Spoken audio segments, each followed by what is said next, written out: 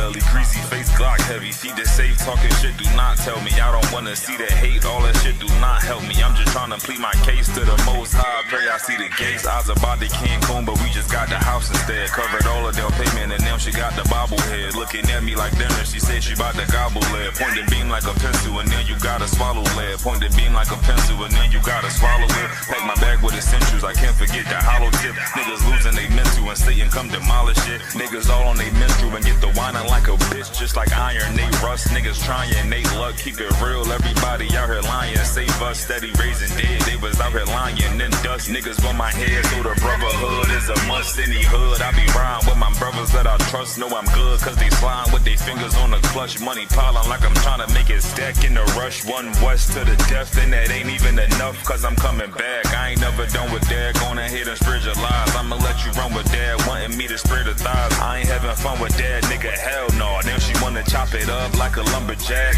Got some exes popping up, trying to run it back. Want me come and hit the hole like a running back. If the Lord take a soul, ain't no coming back. All my soul couldn't fold like 100 racks. I'm down for my niggas, I up for my niggas. I go and do the time, stay stuck for my niggas. I ride for my niggas, I die for my niggas. One west to the death, no lie, little nigga. I'm down for my niggas, I up for my niggas. I go and do the time, stay stuck for my niggas. I ride for my niggas, I die for my niggas. One west to the death, no lie, little nigga. The full Nicky on my waistline like a big nigga. No limit, I'm a tank, close game, hit different. We focus on who around, not concerned with who's missing. My boots digging, never been a house shoe. She don't like it, but she love me. I can tell when she want me. Tell, then I zip the body bag like a onesie. I'm dropping every day, let my feel clumsy. Through the pain, but we don't find shit funny. I know enough that I don't know shit. It's one thing I know this. Never bite the hand that feeds you. Never lend a whole shit. We don't want half of the world, man. We coming for this whole but shit. In the world, I was known to pack a bag like a road I'm trip. In the den with the lions. I be living this in real life. Ain't everything, but you gon' lose your soul. That's a real price. Led by a coward, I don't know what that feel like. Black on black toes to my head. I can't kill Christ. I'm down for my niggas, I up for my niggas. I go and do the time, stay stuck for my niggas. I ride for my niggas, I die for my niggas. One west to the death, no lie, little nigga. I'm down for my niggas, I up for my niggas. I go and do the time, stay stuck for my niggas. I ride for my niggas, I die for my niggas. One west to the death, no lie, little nigga.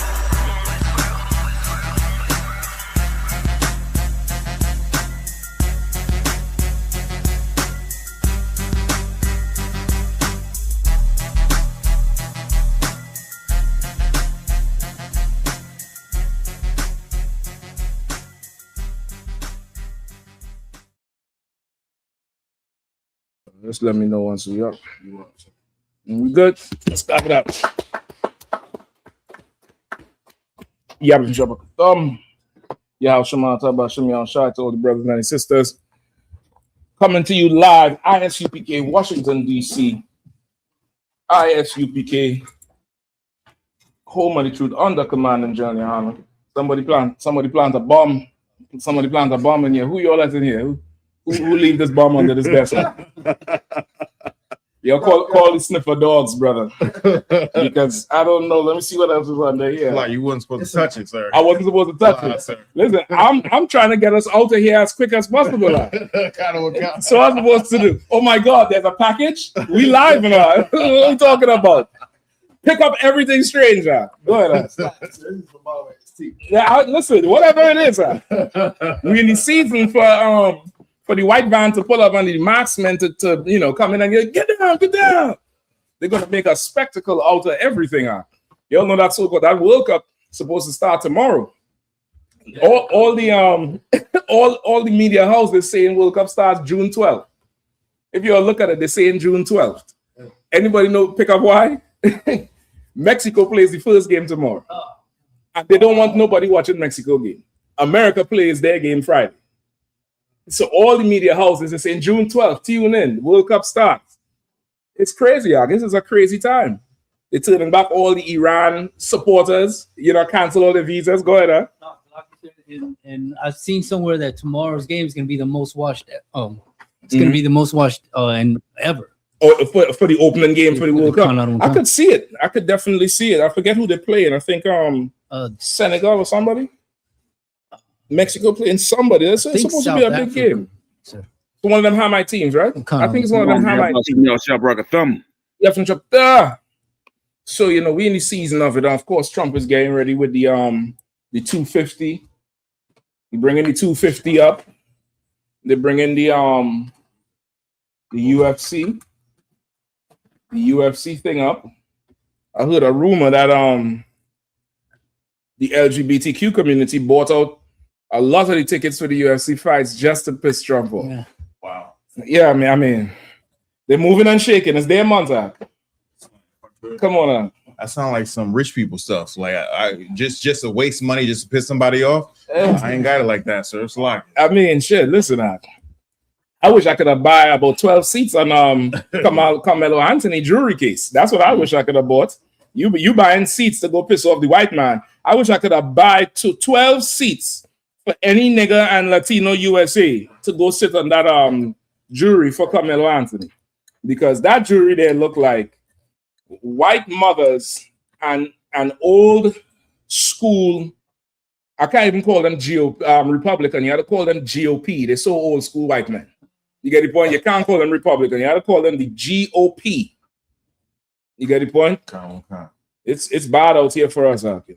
It's absolutely rough, but this is the right place to be. We in the season of absolute chaos, and the prophecies are coming to pass. Yo, bear with me. I'm trying to get this thing up. We ain't got no more Frank oil. The oil is done. The little oil, the little vial of oil. We ain't got no more. Right. So, of course, if anybody have any questions, we're gonna try to rock it out tonight for sure. Yeah, this.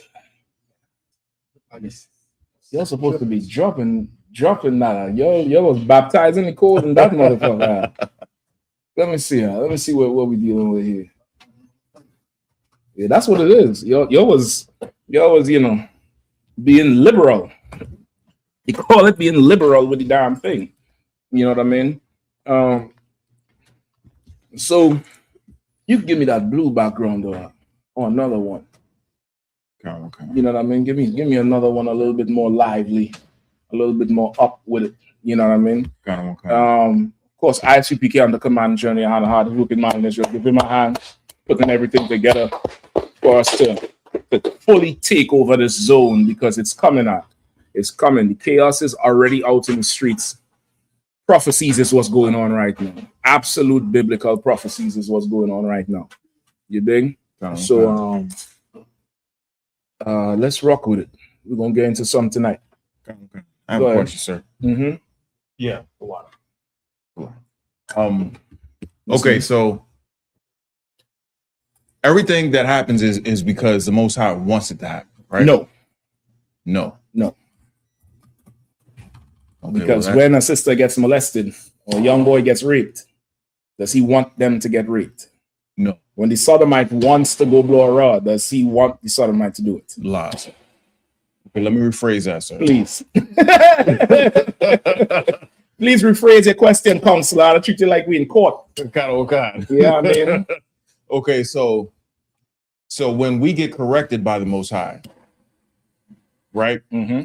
And sometimes the correction is harsh, Mm-hmm. and it's through a heathen, Mm-hmm. right? I'm listening. Can we pray for the get back? What you mean? Okay, for instance, let's just say I was speeding down the highway, Mm-hmm. and I get pulled over because I was speeding. I shouldn't have been speeding. Mm-hmm. But the cop, He gave me a ticket. Mm-hmm. And now, I can't go to the next game because I got to pay this ticket, right? I'm glad to get a ticket. They shouldn't go to the next game. After seeing footage of the, ripping apart the damn city and, pulling down the damn, lines and shit, I definitely, I low-key want Knicks to lose out. Because I don't understand. You're winning the series, you're sweeping everybody, but you're beating up fans with the opposite team's t-shirt. Is it that serious? No, y'all ain't beating up Con Edison. Y'all ain't breaking up their stores. You all ain't doing nothing. Outer Stater is the one who shot the insurance man. Not that I'm saying you should shoot him, but if you get what I'm saying, you remember the head of the insurance company, the dude who went up and yeah, it was nobody from New York did that shit. Lie, sir. So that's what I'm saying. Like, okay, at some point now, you know, we really have to detach from the sports, which is what Commander Yahanna was saying. Unfortunately, what the situation is, this is what you want to do, probably pull that table forward and use this table to sit on. You know what I mean?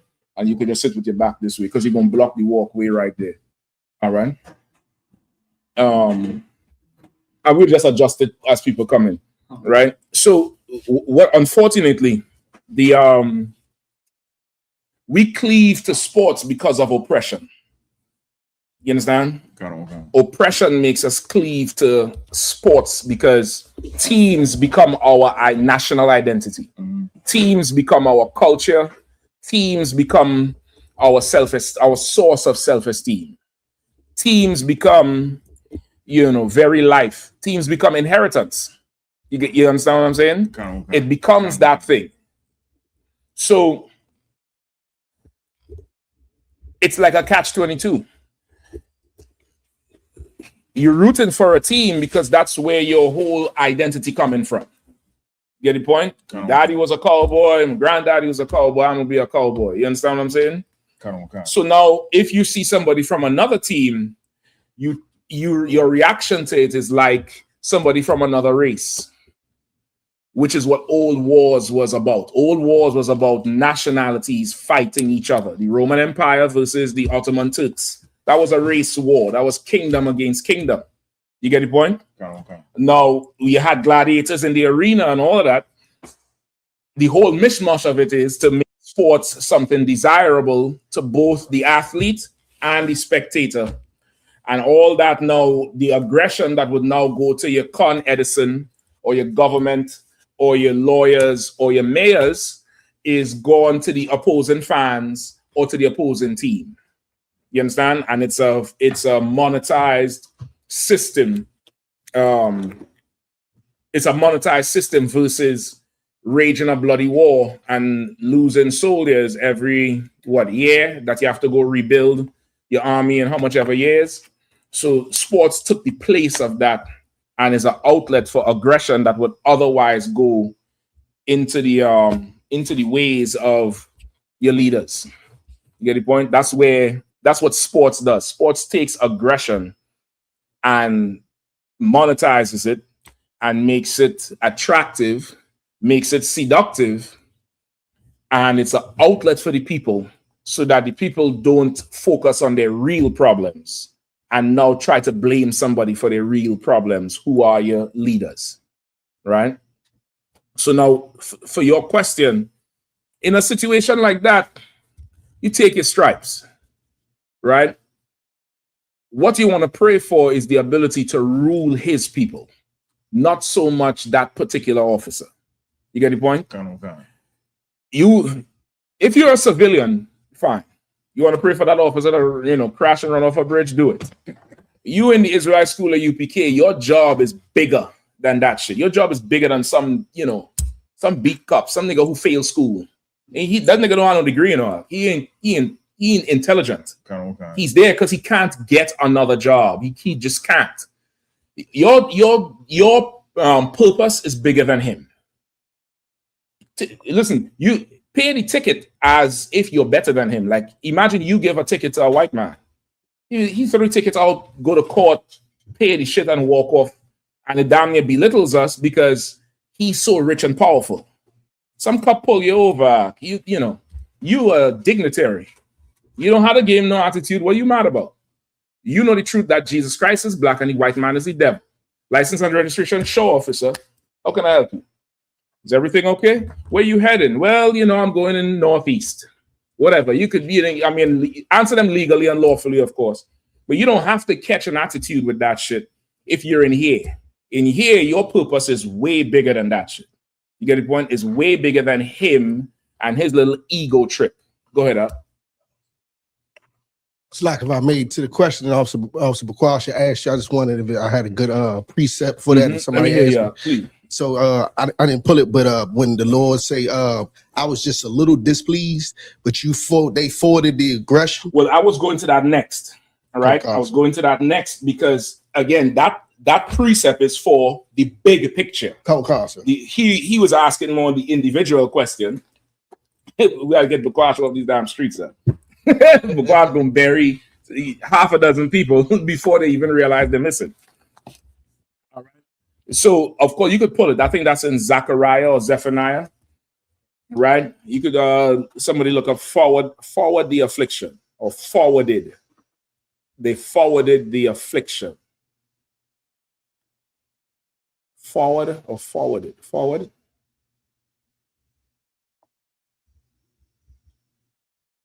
Zechariah 1:15. All right, somebody grab that for me, all right? So that's how you want to approach it. All right, Bukwash. Now, of course, you could pray for the death and destruction of heathens. That's fine. You could pray for the Lord to destroy the heathen, to bring them down. I'm gonna tell you another one you could get to after this one, all right? Whoever have this one first, go ahead and read.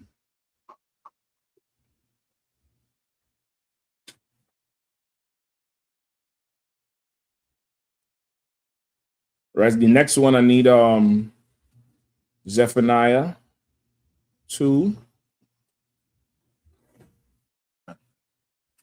That one's there though. It's short. No sweat. No sweat, man. Sweat. You good? It's the book of Zechariah, chapter 1, verse 15. Yeah. And I am very sore, displeased with the heathen. With who? The heathen. With who? The heathen. So this is it. Imagine the Lord is saying, I am sore displeased with the heathen. The one thing to be angry with the heathen, but the Lord saying, you think you angry with some cop who pull you over, or you think you angry with some, official who do you wrong, or with the oppressor for his judgments in the last 2 cases that affect our people. You think you angry about that? Read it again. Come on. And I am very sore displeased with the heathen. The Lord is sore displeased with the heathen. Before Carmelo Anthony, or what's the other brother, Cyrus Belton? Before Cyrus Belton, this was written in Zechariah thousands of years ago. The Lord said, I am sore displeased with the heathen. Go ahead. That are at ease. That are what? That are at ease. That are what? That are at ease. That are at ease. That are at ease. What does that mean? What does that mean? The heathen are at ease. Go ahead. They're comfortable, sir. They're comfortable. They're comfortable. Even the poor trailer park trash, they're comfortable. They're very comfortable compared to our life. You get the point? Compared to how we live, compared to our problems. They are comfortable. They don't have to worry about, imagine if the roles was turned. How would it be if a white man was on trial for, stabbing a black athlete somewhere? How would he be? Do we have to imagine it? We don't. We all saw Kyle Rittenhouse get away scot-free after murdering two people in Wisconsin, I think shooting and wounding 2 more. Right or wrong? We saw Kyle Rittenhouse got millions of dollars in donations. Trump brought him to the White House to meet him. He went on so many white supremacist podcasts. They made commercials with him. He got so much help. He was at ease in his case. Went up there and cry and suck his bottom lip. Remember that? And I had to shoot him. And then afterwards, he went on a whole world tour, damn near, for every white supremacist. He was at ease in his case. He was at ease. The judge in his case, y'all could go look this up because his case was televised. The judge in his case, when the prosecutor tried to bring in certain evidence and make a certain case against him, the judge chastised the prosecutor. What's wrong with you? Don't bring that in my court. Check the prosecutor. So much so the judge might have been his defense attorney because Kyle Rittenhouse was at ease, absolutely at ease. No, Carmelo Anthony. You think he was at ease? He was home receiving death threats. I believe that's a relocate the brother at one point. That didn't happen to Rittenhouse. You get the point? That I don't remember that happening to Zimmerman. Zimmerman got police protection. The heathen are at ease. That chink, what's his name? Rick Chow. That old chink bastard, slanty-eyed bastard. He is at ease. You saw the protection for his gas station after the verdict? Oh, there's a picture, brother. You need to pull it up. Go to what's the brother? I think it's a brother in North Carolina. Maradakia. Go to Maradakia's page on Facebook. You may have to scroll down some, right? But there's a picture after the verdict where people broke the glass and the windows at the gas station. And they lined up, it got to be about 20, 25 state trooper SUVs around the gas station to protect it with the trunk up. You know, anybody who had experience with the police with them big SUVs, that trunk up means what? The long guns. That's what that means. The long, and they put caution tape around it and packed the gas station with SUVs. They are at ease. They're comfortable. Rick Chow is not in fear of his life. He could take a life. He could take a whole life. Captain Nathan, give him a hand. He was down there in South Carolina. I think he went and interviewed his brother's grandmother, spoke to Cyrus Belton's friends, and reviewed the tape. And brother, it's so good to have brothers on the ground in these cities, because I spoke to Captain Nathan yesterday about it, and he was telling me that brother took off so fast. There's no way Rick Chow is keeping up with him. There's no way. Anybody seen the tape? This brother was out. He left his shoes. He's gone. Nathak was saying the son is the one who caught up to him and shot him. The father took the case for the son. I didn't even think about that. Because how the hell he catching this? This is a young Judite. What the fuck he catching in? What the fuck we talking about? Where you catching? I seen the tape with a brother in handcuffs squeeze out the damn cop car and took off with his hands behind his back, and the cops couldn't catch him. This brother had two. You all know the famous tape in DC down there off Montana Avenue, where the brother rolled and he flipped over the fence. It's like 20 cops out there. He outrun them all and rolled out. He was in Saratoga. It fully makes sense what Nathak was saying. How the hell does old man catch him? He ain't catching him. No chin can't run no way. No damn way. They can't drive, they can't run, they can't see, they can't do nothing. You get the point? He's saying he put it to me that it's probably more than likely the son that did it. I said, well, brother, you done open my eyes to something there, because I didn't even think about it. You know why I didn't think about it? I'm gonna tell you another thing we didn't think about. They said the young boy had a gun, right? And we as a people openly, publicly, majority of us accepted it. Where's the proof? He had a gun. Whose word is it? Where's the video evidence he had one when he left the store? Think about everything they ever did to us. The midnight special. You know what that is?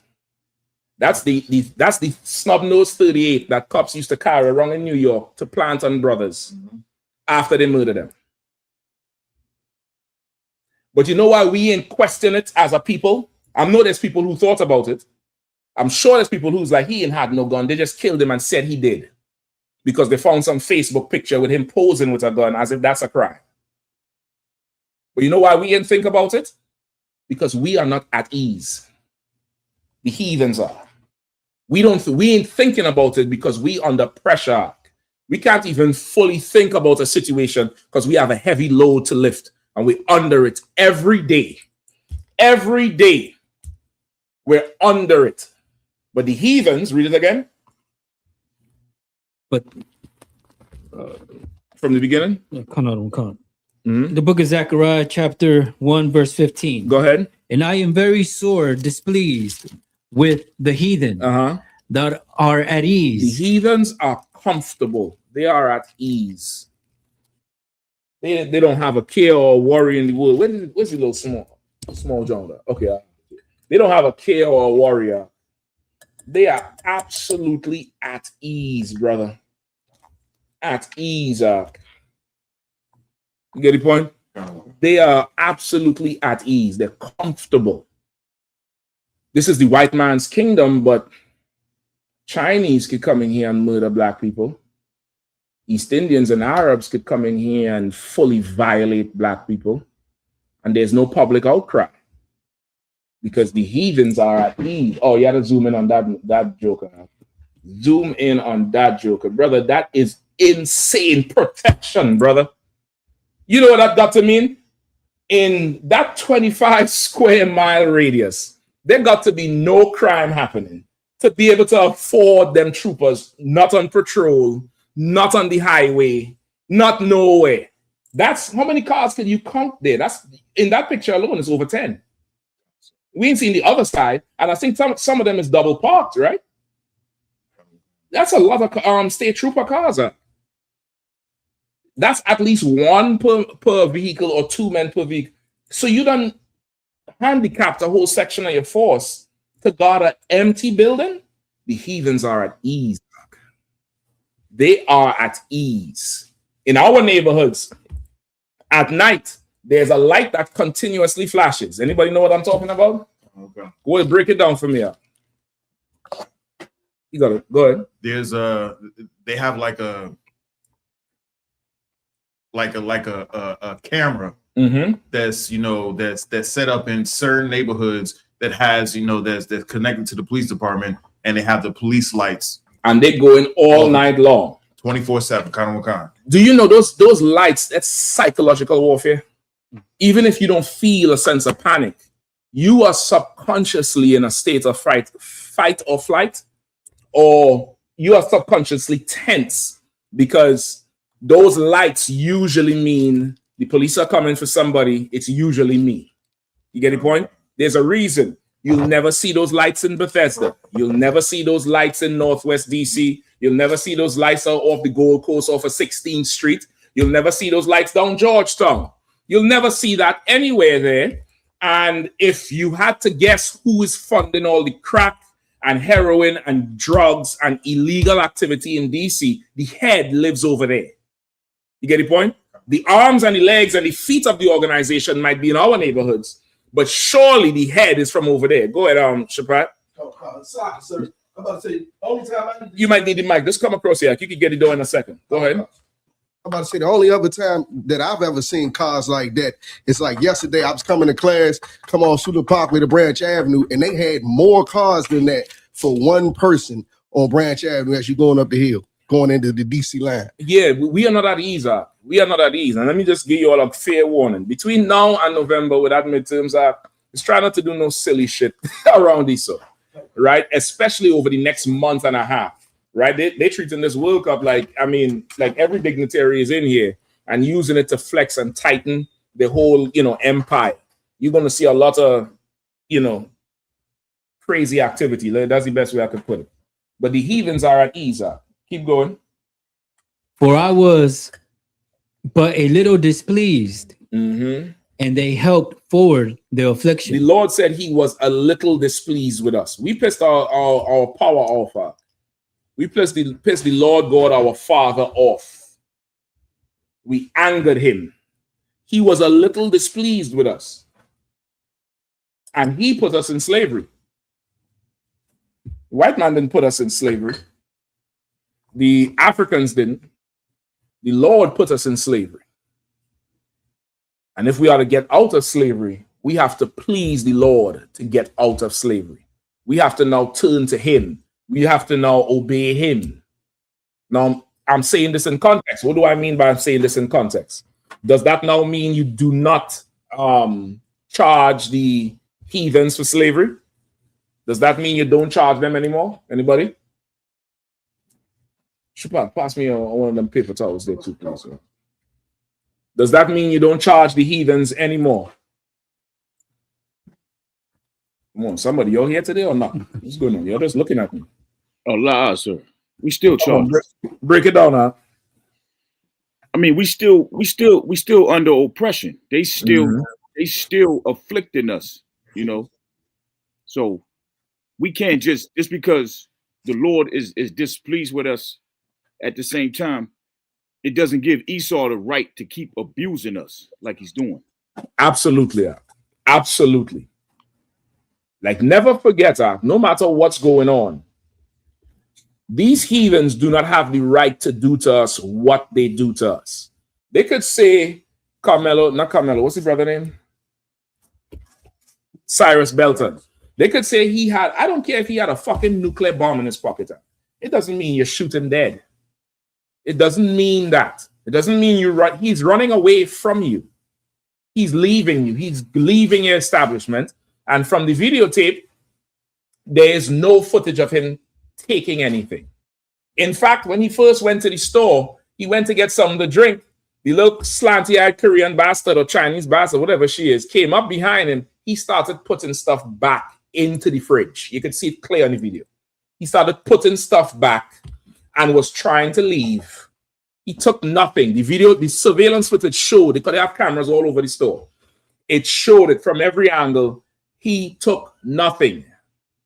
He took nothing at all. This whole thing with a water bottle was a lie. So I would dare to imagine that the gun is a lie.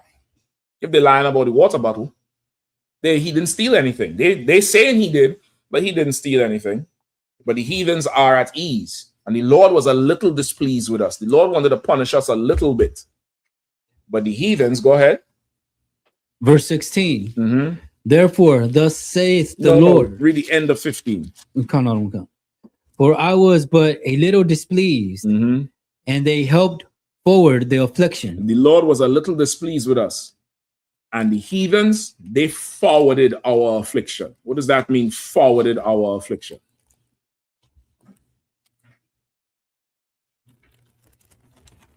Go ahead.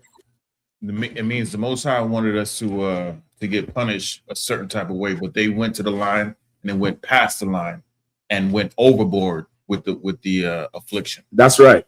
Like they were supposed to, like this slavery we are currently in. This slavery in the history of the whole earth, you will never find another enslaved people that lost their culture, their identity, their religion, their language. Everybody who was ever enslaved in the earth was allowed to keep whatever culture and language they had before, and they served in servitude and was let go afterwards. Even in the white man's prison today, when you leave prison, they give you back what? You go in there and sit down for some years. What you leave prison in the processing, what you get back? Raise your hand next time, though. I'll pass the mic to the brother if you don't mind, all right? Salaki, they give you back your property and items that you that they took from you. That they took from you. Specifically what? 1 second. Specifically what? It's something very important you have to get back. Your identification. Your identification. Imagine being released from prison. You done served a ton of time. There's some brothers, they serve time. They come out. There's brothers who come on never seen a cell phone. Last time they was outside, there was a rotary phone. There was a coin phone. You have to go to the damn pay phone with quarters. Brothers is coming out now, don't know what the hell a tablet is. Going live. What the fuck you talking about? Imagine you come out and you don't have your ID. They release you. You don't even have papers. You've been released. And you have to start there. Who are you? You just know you're a number from whatever they used to call you in there. But you don't have nothing. Your people dead and gone. The world unchanged. Imagine that. Now multiply that by about 500. And now you understand what we're dealing with. Like they took everything from us. Even the Hebrew. You all know this is where is it? I don't know if you all could see this, but at the bottom of the sheet, are they able to see this? Oh, concept. They can see it. Maybe I have to slide this side. All right. You all know this here is the ancient Hebrew, what the white man calls Amharic, but it's not Amharic at all.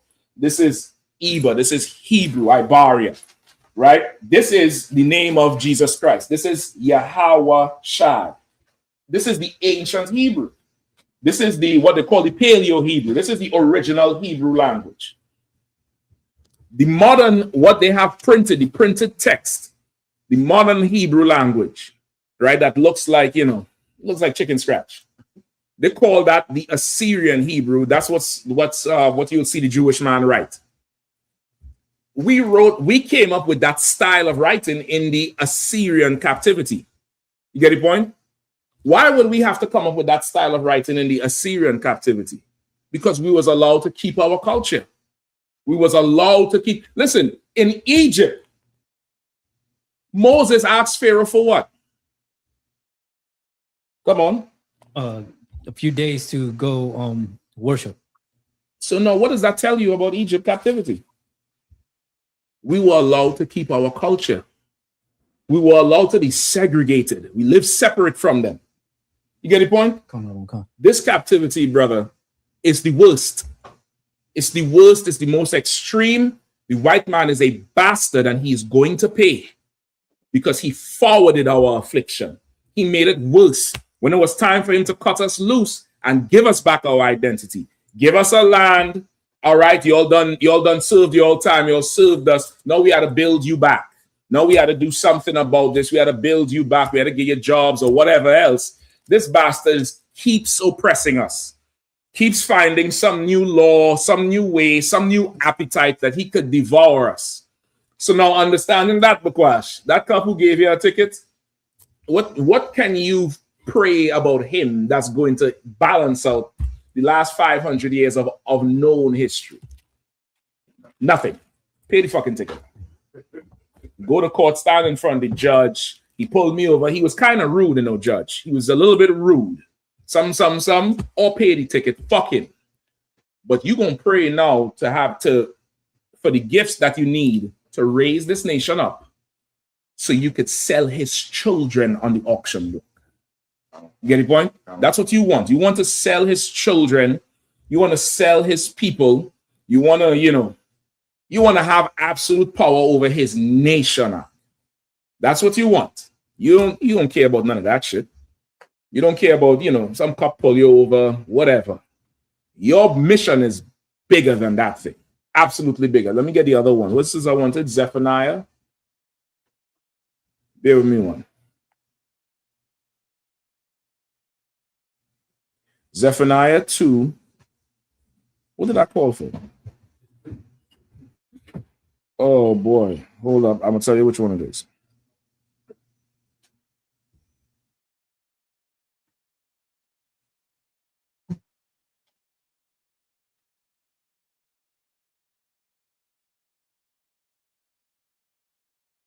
Just escaped me, brother. Hold up. I don't even have a history on this thing. You sure I didn't call it?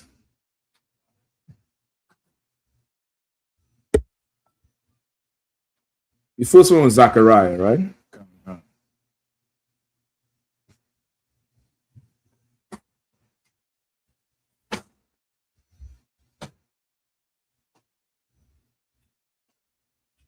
All right, give me this. I'm going to start there. This is not what I wanted, but I'm going to look for the other one. Give me Zephaniah 2 and 8. Start at 8 and read on down. This is the book of Zephaniah, chapter 2, verse 8. I have heard the reproach of Moab and the revelings of the children of Ammon. Right? Moab is the biblical name for the Chinese. Ammon is the biblical name for the Japanese. And the Lord said, read it again from the top. I have heard the reproach of Moab. All right. Okay, I found it. All right, go ahead. And the revelings of the children of Ammon. No, there's so many videos circulating now with these slanty-eyed bastards daring to open their mouth about something. Since Cyrus, since that what's his name? Cyrus Belton. Since the South Carolina incident. You all know what I'm talking about, right? Okay. Have you all seen the videos with these Chinese people talking? I mean, there's one on the DC page. This nigga, he said, it's Cyrus something Belton. McCormick or Cormac or Womack, something like that is his name. Cyrus something Belton. He said this nigga had two last names. What does that mean? He had two daddies? This is a full-out chink we're talking about. He was so disrespectful in the video. I mean, so disrespectful. I know the small hats is paying those chinks to come out and say what they say and to inflame something. Because never in the history of ever has a chink had courage to say shit. They'll do some grimy shit to you, like Latasha Harling. But they ain't never had no courage to come out and say nothing ever. Just 4 years ago, you was begging Ubers to pick you up because COVID was made in China. You was begging Uber to pick you up. Stop Asian hate. You remember that shit? Now you got the nerve to talk? Okay, no sweat. Let's see what the Lord says about Ammon and Moab. Go ahead. Read again. I have heard the reproach of Moab Uh-huh. and the revelings of the children of Ammon, The Lord hears what they say now. Go ahead. whereby they have reproached my people. Whereby they have reproached my people.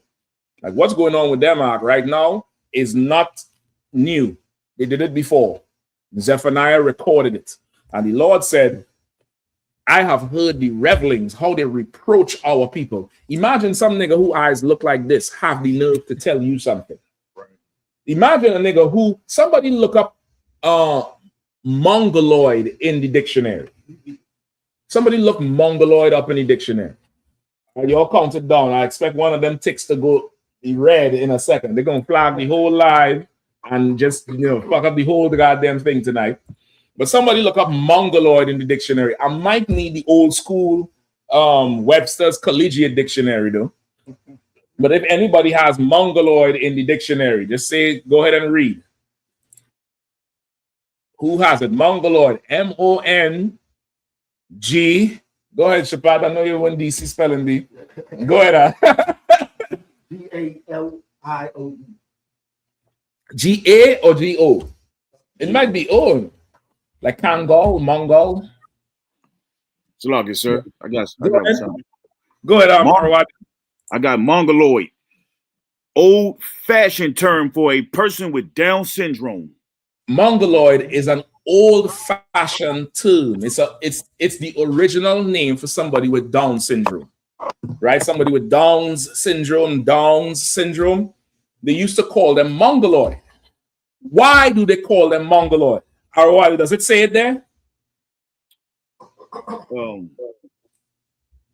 It got offensive, relating to the broad division of humankind, including the indigenous people of East Asia, Southeast. No, it's not saying.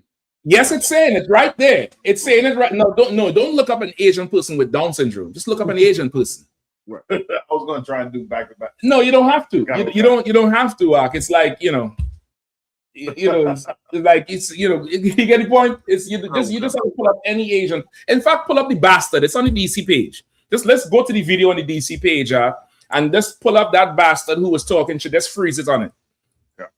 Read that last part again, Arawadi, please. Relating to the broad division of humankind. Right? Mongoloid relates to the broad division of humankind, right? Meaning it's a divisive term because it separates one type of person from another. Go ahead. Including the indigenous people of East Asia, Southeast Asia, and the Arctic region of North America. Right? Including the people of East Asia and Southeast Asia. I'm leaving out the Arctic region of North America because that's not the same people. But the people of Southeast Asia and Asia, otherwise known as, who can guess? Anybody? One of you? That's not the answer. You're right, but that's not the answer I want. No. Anybody? You're close. Otherwise known as the Mongolian Empire. They call them the Mongolian Empire. The oppressor saw people who are Down syndrome and called them Mongoloid. The Mongolian Empire are full of Down syndrome people. They're full of, I'm gonna get flagged. I want to say the R word. They're retarded ass people. They're retarded as shit. They'll get a string and tie a stick on one end and a stick on the other, and this is a weapon. That's a slow child, Ark. That's a slow child. You're hitting yourself in the face. Ha! Ha! Ha! Ha! A nigga punch you and knock you back into the Ming Dynasty. You think you big bad Bruce Lee. You're slow. You can't even say R. How we up and by. Oh, that's him. Look at him. You don't think he looks slow up? Look, his eyes is all downs. Play a little bit of him, man. Just play a little bit of the idiot. I'm coming to you. They got the song, right? Put you on a t-shirt. Yeah, they just put this motherfucker on a t-shirt. These two parents failed Cyrus. Cyrus Carmack Belton. This little nigga had 3 names, right? So his first name and 2 last names. Well, he got 2 dads. Is that what it is? He got 2 dads. Loves playing with guns, right? Loves guns. Yeah, you shouldn't be playing with guns, kiddo. The prosecution liked to talk about the water bottle, but it didn't like talking about the guns. This kid's 14 running around with a gun. His parents didn't give a shit about it during the trial. It was like, oh, he's, little 14-year-old kid walking around having a gun, that's normal, It's an Asian man's fault. It's all his fault. Pull it That's back why and see that old Down syndrome bastard face. Yeah, look at him. He's Asian slow. man's fault. He's an idiot. Go ahead. It's all his fault. That's why the kid said, no, the kid's dead because he had a gun on him. That's a fact. The kid's dead because he had a gun on him. That's a good one. So why is Kyle Rittenhouse not dead? He was 17 years old with an AR-15 rifle. An AR-15 rifle. I know we would get flagged for the gruesomeness of the case, but he shot this devil who was coming to hit him with a skateboard. One shot with that AR rifle. Brother, the devil's arm damn near broke off from the elbow. He got shot, he jumped back and started walking, and from the elbow down is flapping. That AR round ain't no joker. That round spins. It's not like the AK that tumbles. This one spins, so it hits you and it rips everything up like a drill. Kyle Rittenhouse murdered 2 people in Wisconsin over the shit. How come he's not dead? Having a gun is not a death sentence. What the hell are we talking about? It's not a gun. It's not a death sentence. Hunter Biden, Joe Biden's son, was snorting crack fucking whores and bought an illegal gun. And he ain't dead. In fact, he got a presidential pardon. What are we talking about? But the Mongoloid is at ease in America. Go ahead, Shapat Salaki. Well, Salaki, if I may, sir. I'm speaking on the Mongoloid thing, right? They study so hard and they be trying to act like they got the smartest people in the world, but they forced to study all day. They go to school longer, but to excel, they have to concentrate and start studying, focus. But if you ever seen them behind the wheel of a car, they can't make a split-second decision at all. No, they can't do it at all. You're right. It's called the model minority, right? I always say I'm gonna get that tape and repost it on the DC page so y'all can check it out. That model minority is something else. Any brother wanna grab something? Salaki, sir, if I could. Go ahead. I think a lot of these Asian idiots, I think they think that they Genghis Khan, Well, it comes from the Mongolian Empire. Right. You know what I mean? That was it? Cut on Khan, sir. I just want no sweat. Yeah, to water too. Go ahead, brother. Salaki, I feel like as I watched and I understand that I've heard this before, which you were saying that they come from Down syndrome, which is from some form of inbreeding, and I think that is this is the highest, this is the most forward and progressive after coming from such a low state of slowness. This is their pinnacle. So now they're being accepted. They were usually rejected initially by the Western world. So now it's like how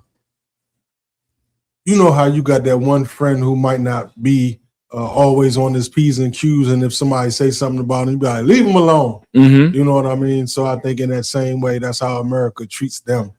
And another thing I wanted to add, I don't have the exact verse, but somewhere in the Apocrypha it says, "This is not our place of rest." That's true. That's definitely in the Bible, in the Apocrypha, is absolutely true. Listen, and what you saying, you just brought something back to my memory.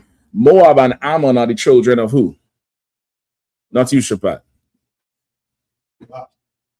Lot and who?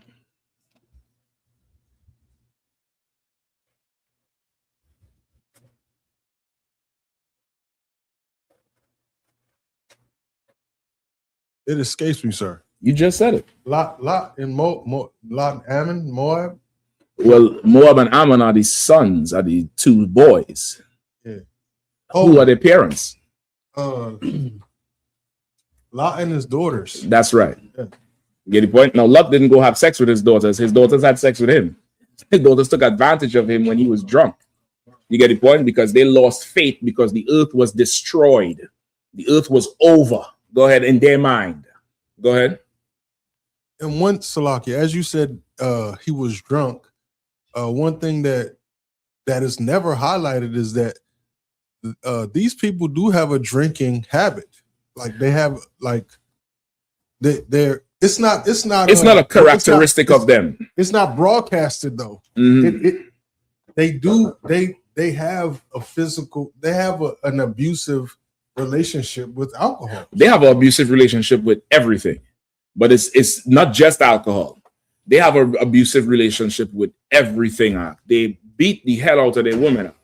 Their society was the ones who came up with what's this, 1.5 children or some shit like that. Their society and the East Indians would either abort the pregnancy or sell the daughter because they were having too many girls, right? Anybody knows anything about biology and what they call natural selection? What is the disposition of men and women in most every species? Come on. There's always more women than men, sir. Why?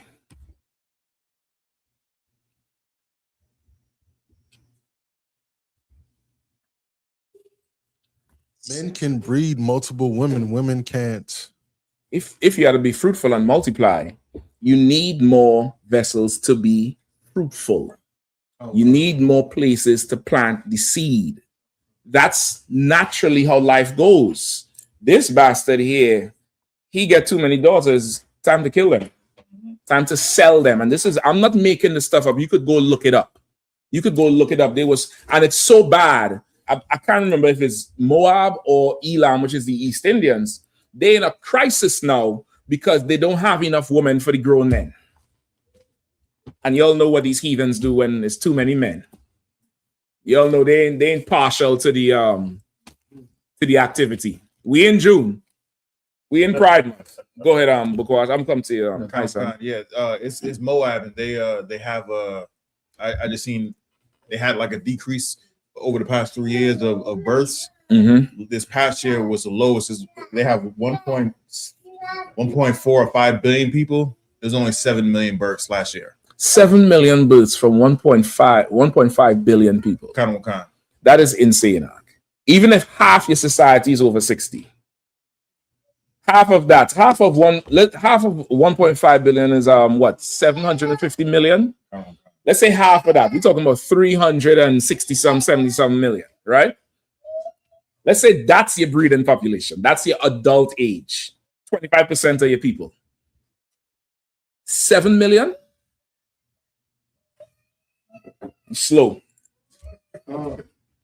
You're a slow people. You're not all the way there. You're a mongoloid. Get the point? That's what the Bible calls it.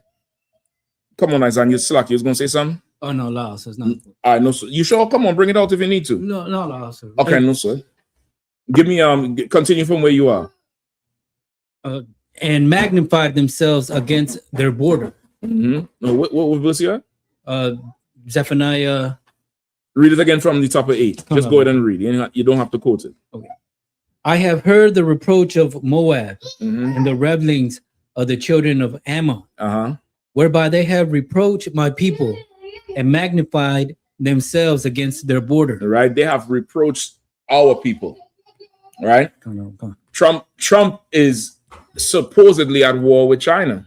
They ain't saying nothing about him. There's no more about saying nothing about him. They ain't make no videos. They ain't do nothing when Trump said COVID was made in China. It's a Chinese disease. You remember when he said that? They ain't say nothing about that shit. But this thing here, they coming out against it. And let me tell you something too with these videos. They are absolutely terrified that we will stop supporting their businesses.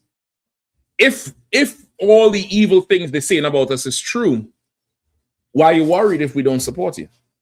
Why you have to make videos saying where you gonna get your Jordans? There's a whole other one. Where you gonna get your Jordans, your iPhone? They're all made in China. Nigga, we made Black Wall Street with nothing. Right. What is you talking about? But they are terrified, brother, that we stop being their consumer. Keep going. Verse 9. Therefore, as I live, saith the Lord of hosts, the God of Israel, surely Moab shall be as Sodom. Say it again. Surely Moab shall be as Sodom. So this bastard here, who's talking about what's his brother name again? Cyrus Belton, Salaki. It's Cyrus Carmack Belton, Salaki, brother. So this bastard who talking about Cyrus Carmack Belton, the Lord called you a faggot in the Bible. Read it one more time. Yes, go ahead with it. Do it again. The Lord called you a sodomite in the Bible. Yep, that's it. Read it again, brother. Surely Moab shall be as Sodom, and the children of Ammon as Gomorrah. Right? The Lord said, y'all are as Sodom and Gomorrah because y'all are effeminate men. Absolutely effeminate. You're not strong. You're not masculine. You're not smart. You're not, you're nothing. And he's going to make you like Sodom and Gomorrah too, into ashes. He's going to destroy Moab and Ammon, which again, Bukawash, you're not to worry about a goddamn ticket. You ain't got to worry about nothing. Get the point? Keep going. Even the breeding of nettles, and salt pits, and a perpetual desolation. Right? That's what's going to be Moab's future and Ammon. The breeding of nettles. Nettles is like little weeds with pricks on them that grow in real dry, arid regions. Just things that grow in harsh conditions. Even the breeding of nettles and salt pits and perpetual desolation. That's the future of Moab and Ammon. You get the point? Ticket what? You want to write another one, officer? You know what I mean? I'll help you pay your salary. I'll help you fill your quota. What do you need? What do you want? You need some more of this money here? No problem. But your future belongs to me. You understand? Keep going. The residue of my people shall spoil them. Shall what? Shall spoil them. Shall what? Shall spoil them. The residue of my people will spoil them. Brother, I can't wait to spoil Moab and Ammon. I can't wait to spoil Moab and Ammon, brother. Good night, Irina. I don't want to hear about Fist of the White Lotus. I don't want to hear about the Shaolin Temple. I don't want to hear about, I'm going to drown your ass in Sakiak. Or them little teacups you like to drink. You're going to drink that until your belly busts, and don't stop around me. I'm going to spoil you. Keep reading. And the remnant of my people shall possess them. And the remnant of my people shall possess them. The remnant of, we're going to own them. You worried about, some verdict down there in South Carolina? Black people are going to own you, slanty-eyed bastards, Zach. And that's what the Bible said. Forget your judge, your jury, and your executioner. No problem. You want to forward our affliction? Great. You're going to be a slave to black people and Latinos and First Nation people. That's what the Bible says. Keep going. Verse 10. Salaki, Shapat, you had your hand up? Shapat, you want to let the sister make the damn things? No, I can't say. Oh, you want them to hold Shema? They could hold the Shema if you want to make the plates and all. You sure? No, I got you. Let them handle the job, man. Salaki, go ahead. The sister sitting down there, I find it looking a little tense a little bit. I now realize why. Shapat done outsourced, the sisters, how they function. God damn. Go ahead, brother. Shit. Salaki, if I may. Now I'm gonna say, you was talking about, you can't wait to you only want the sisters get no damn glory. You teaching class, listen, we out there on the pulpit of wood, prophesying, getting boot kisses. These sisters can't even get their own thing. Brother, y'all make sure let them sisters do what the sisters do. Let them do what they do. Get them the space to do it, brother, and celebrate that they're doing it. All right, go ahead. No, I'm Salaki, sir. If I make Salaki on that, I'm about to say, you was talking about you can't wait to spoil Moab and Ammon. I'm just about to say, like they say in the Bible, raise it to the foundation, brother. They're gonna get theirs, Doc. They are going to get theirs. Give me it, Izan. Verse 10. This shall they have for their pride. For their what? For their pride. For their what? Their pride. This is what they will have for their pride. That's a prideful bastard. Right. He's proud as hell.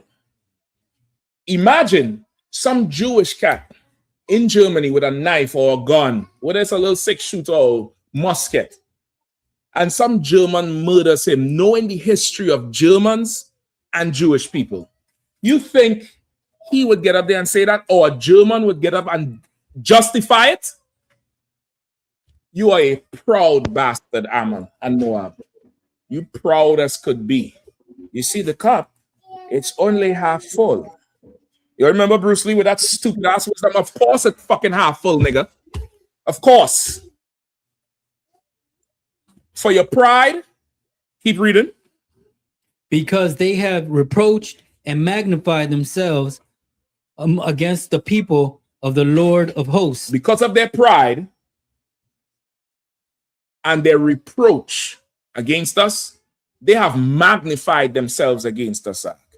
Imagine this whole family came together against this brother. That's a lot of pride. That's a lot of pride. Used to be the woman would stay a little far away and say something from far. She got up to close to the brother. Like he couldn't just dislocate her jaw. Like he couldn't do something to harm her. You understand what I'm saying? They magnify themselves against us. Their child who would take your order in the store, who is now grown, he has the guts and the gall to not want to murder one of our people.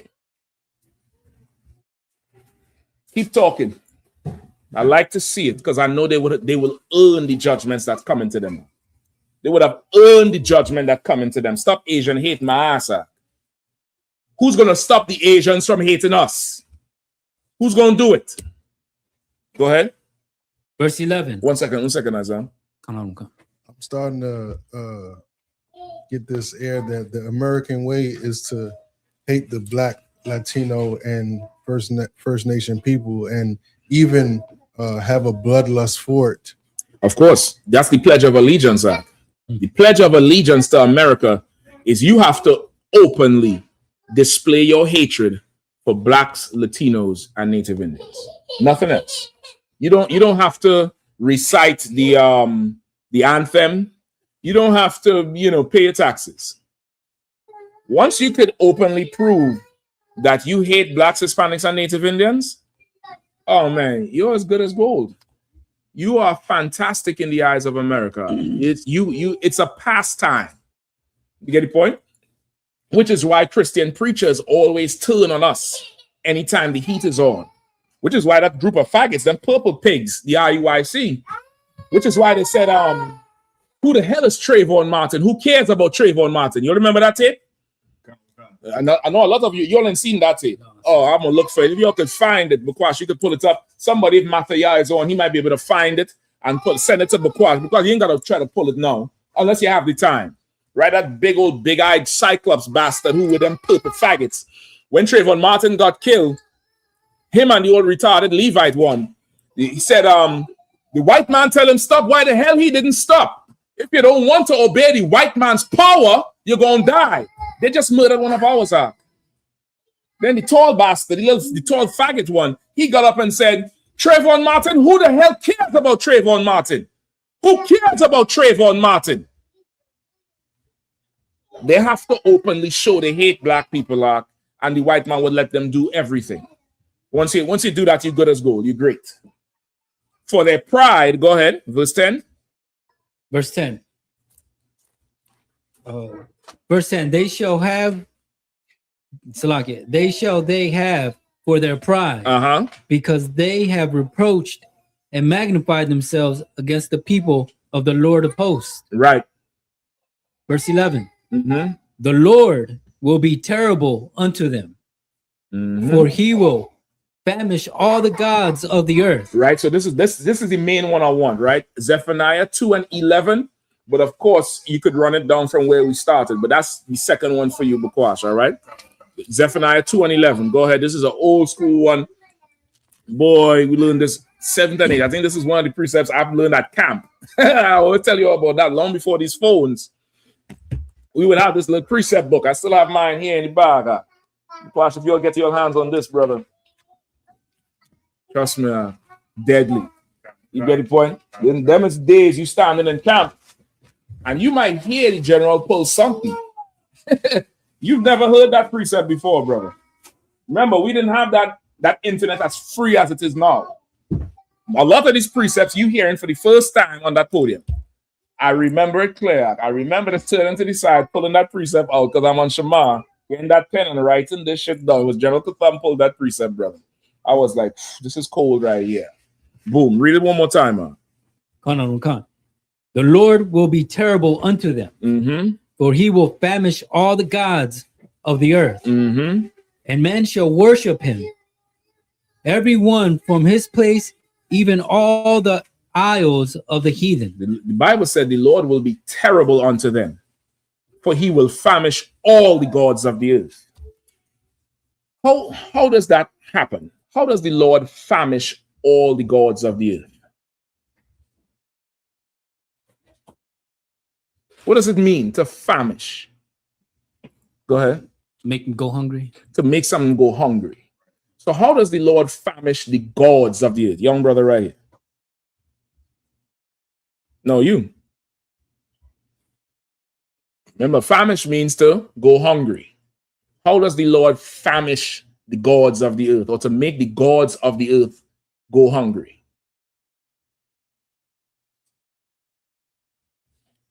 Take a shot. For their wants. Say again. Starving from their wants. Starve them from their wants. But no, these gods aren't alive. The Caesar Borgia on the cross, that's not alive.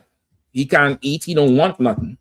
The Hindu gods, the elephant and the 8-hand bitch, 8-hand ugly ass broad, they ain't alive. Buddha surely ain't alive. You get the point? The rock in Mecca ain't alive. So how does he starve those gods of all their wants?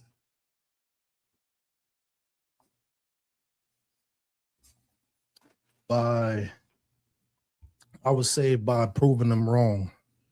Proving them wrong. I'll take that. I'll take that. But this is starving. This is food we're talking about. So how does he starve them? 1 second. Yeah, sure. Hold on 1 second. I'm going to come to you. You want to pass on it? Yeah, pass on. No sweat. Good shot. Give him a hand. Good shot. All right. Go ahead, Shaw. So like I said, it's something I see like what is happening like with natural, like see when the natural disasters and things come around. Right. Like when it hit them hard, like then they realize, hey, the gods and them just can't help them. And You close on it, guy. You close on it. So now, okay. You right there. So now if the natural disasters come around and they realize the gods can't help them, you got to tie it all the way. You right there, though. Go ahead, Bukwash. Yeah, Michael Love says it's like it's by unaliving their worshipers. You close. In fact, I probably had to give it in by starving their worshipers. The gods don't eat. So how you starve the gods? By starving the people. Starve the people, the gods gonna starve. Pull up for me the video in COVID in India. There's a few. Pull up the one with the. Oh Lord, you all know the Indians, they don't bury their dead. They don't bury their dead at all. Go ahead, Shah. Yeah, Slack, sir. Oh, so what? Go ahead. Yeah, I could not hold my peace now. Right?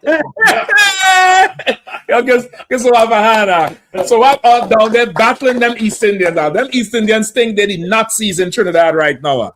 They arrest a brother, not in his school, but a brother in Trinidad made a post when he's going off on these East Indians. He's talking about how they're so oppressive and they're worshiping a dead God and we the children of the Most High. Nigga damn near did a speaking. 2 days later, they sent police to his daughter, arrest him. No charge. You could in Trinidad, they could hold you for 48 hours without a charge. They could just hold you. And this is all stemming from a police execution that they're trying to cover up. So a lot of the protesters, they're just arresting you to try to slow down the protest act. I mean, so I was facing Krishna, Lakshmi, Vashti, Kali, everybody down there. He facing the Sanatan Dharma Mahasada. You get the point? Go ahead, so and so like I said, and even as I say, watching this slanted eye bastard here, right? Have a lot of them as well down here as well too. So it's like you naturally have let me say influx all the heathens and them, and thank the Lord for the I.S.U.P.K under Commanding General That's right. Yahanna. And again, you know, it's like this without, you know, the black men or righteous black men of the Lord making sure that remnant survive. It was a real test. And every time when you go back and you read the records, and especially as I see like scriptures like these, is like gold. Because now understand why the Lord must bring them to this position, because of Right. what they are doing us currently. And in order to see, as we say, through that lens, a righteous black man must explain the same. Yes, like yes. Yeah, you're absolutely right, because without it, you're gonna be angry and frustrated and not know what to do, not know how to act, not really know the proper way to think or have a reaction towards them. You get the point? Somebody else was gonna say something. Go ahead, brother. Salakia, sir. Go ahead. This is the Confederate. Hold on. Shapat, you know how happy he is with the food being served by the sisters? That nigga singing praises to the most high power for this food from the nurturing hands of these sisters. Your hand too hard for them plates, brother. You need to punch people in the face and say back up. You get it, boy. You hear how he's singing, Right.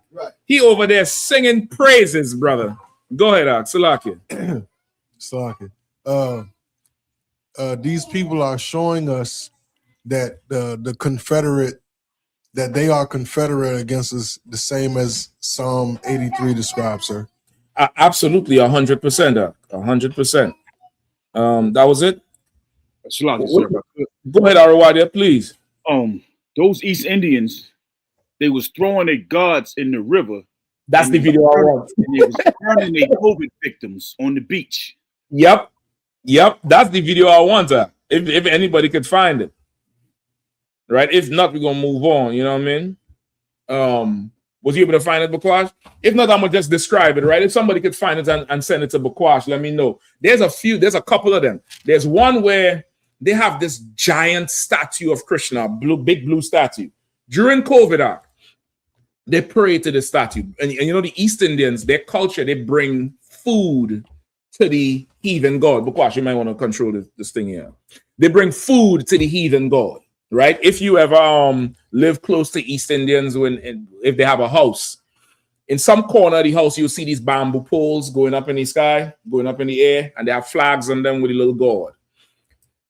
If you're able to go close to that yard or that house or that front area, to the bottom of where them poles are, there's a little hut or a little house they make, and in there's a little figurine of the East Indian gods. And every morning they bring milk. They bring bananas, they bring food to feed the god. The god don't fucking eat it. But there's fruit flies with rotten fruit there because they just bring food to these damn gods. During COVID, they was praying to Krishna, brother, bringing food, bringing sacrifice, and more people got COVID. You know what these East Indians did? They pulled Krishna down, broke him. They pushed all the statues down. They said, God damn, who's answering these prayers? The God of Abraham and Isaac and Jacob, the nigger God, was answering our prayers. He wasn't answering yours. I run a podcast, so right? He wasn't answering yours. Just like play and do the whole skip thing. Let's go ahead and see it. Come on. Let's see the structure. A video that appears to be a news bulletin by a channel called Shia Waves is being shared on social media platforms with the claim that a large number of Indian Hindus have thrown away idols of gods on the streets. Hold on, put back. I want to throw away their gods. Platforms with the claim that a large number of Indian. You could kill the closed caption on it. You could find it. Just hit it right there under the CC. No, the CC right there. Yeah. Just read that last part again, with the farmers their gods. The Lord will be terrible unto them. For he will famish all the gods of the earth. That's it right there. That's prophecy. It's Bible prophecy. They got a bulldozer. Now that somebody paid for that. Somebody paid some idiot to sit and sculpt that thing and paint it with a little bubble head. Little Krishna. Beta, come put the eye on Krishna. only to get a bulldozer and push Krishna into the water. You idiot. You dummy. Keep going. I'm going to play the video. Play some more video. Hindus have thrown away idols of gods on the streets as they have not protected the people from the COVID-19 pandemic. The video comprises 2 clips of people disposing of the idols of Hindu gods. Let us examine each video clip separately. Reverse image search of screenshots from the first clip led us You pulled it back? Or that was the video? No, that was the video. It's still going. Okay, go ahead. to a I mean, video that with one from similar the roof, visuals boy. in a reply to a tweet by IAS officer Vijay Nehra on 11th August 2019. Nehra's tweets revert back the same video in August 2019. So the video predates the second clip led us to a video with similar visuals posted on Facebook on 24th September 2015. Stop it. This is a whole truck, damn near like almost a 18-wheeler. I don't know what you would call that. It's a huge truck. They got statues. They went in the temples, got men to lift them statues onto them trucks, back the truck up over a bridge and about to throw them motherfuckers into the water. Because you're worried about a ticket, I'll pay that ticket the same day I get it. I'll pay the same day. That is what you need. You need that because now they want the God who'll answer their prayers. Now they want that God who'll answer their prayers. And guess who that God is? You. You, that God. You're gonna be God to them. You understand? They're gonna have to please you if they want rice. They're gonna have to please you if they listen. The white man used to drop rice for them Somalians and them Ethiopians not too long ago from the sky. They used to be looking up with flies on their eyelids. I remember watching it on TV. The belly out here and the ribs showing. And they're looking up and rice is coming from the sky. You think them Ethiopians give a damn about Selassie or any God? Who is God? Whoever in that plane. You get the point? Come on, Shapat, quickly. It's like I make 2 things. That's Get the brother some paper towels too, all right? Sis, if you could. I think, damn. That's the last of it. Check in the cabinet and see. All right. You could check in the cabinet and see. Go ahead, Al. It's like I made 2 things. That's where the phrase came from. They're starving kids in Africa because of them commercials. I remember that. And you don't see none? All right, no, sir. I'll tell the brother grab some. You might have to go ahead. And I made you could. Around that time, there's a lot of these videos out, and they had this one lady in the department store, and they had a bunch of little god dolls in the department store, you know what I'm saying? And she was taking them and smashing them on the floor, and they was attacking her. They was like, no, Yep. She was smashing all the gods. Brother, they was burning so much bodies in the cremation centers. They were sweeping. They were showing the COVID video. They were sweeping. I thought it was dust.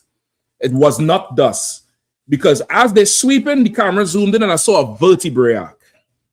That's the people who they're burning so much people is mounds of ashes of bones. That's what the Lord did to them. Play the rest of this. I need to see Krishna go fly. The accompanying description refers to the short man fly. Remember the little retarded boy? Let me see the statue fly. The video as showing devotees immersing idols of Lord Ganapati from the bridge on River Krishna on NH44 in Mehboob district of Telangana. We searched for this location on Google Maps and found that the visuals of the bridge in the video matched the Rangapur Krishna Pushkar Ghat bridge at Bichupalli village in Mehboob district. Not find such a headline on the Shia Waves website, but the images in this article. They didn't even want to show that this, but that's them in the damn river. Brother, the whole video, you could look at this up on your own time. They push them statues off. There's one where they push them off a roof. There's another one where there's this huge giant, maybe 30 feet statue of Krishna where they put some rope and pull the bitch down and destroy the tank. The Lord said, I'll famish the God of the heathens. How does he do it? By hurting their people. Hurting their people. And you brothers in Trinidad, you brothers in Central and South America, pray that the Lord hurts these heathens so they could take their foot off our necks.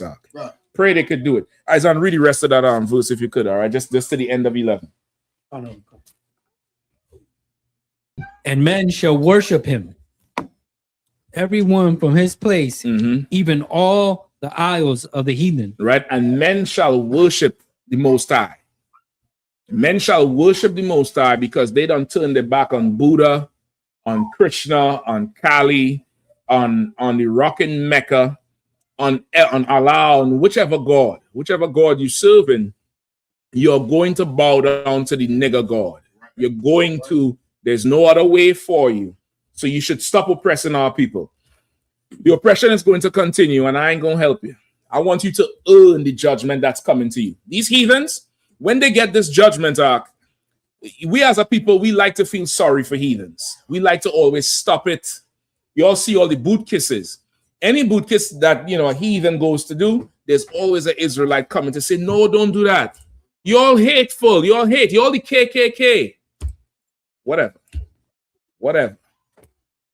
When Christ returns, them heathens would have earned their bloodbath. They would earn their oppression. They would earn their walk of shame into slavery.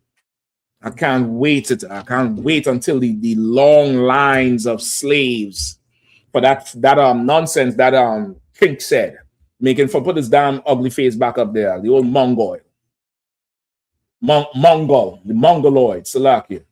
You got rid of him? I hope not, no.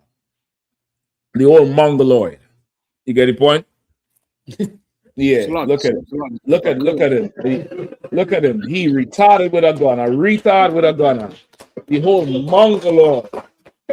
You guys. They're Mongoloid. Yeah, the rest of y'all don't go order no Chinese food. I know y'all talking about order 300 this and 300 that. Don't order shit.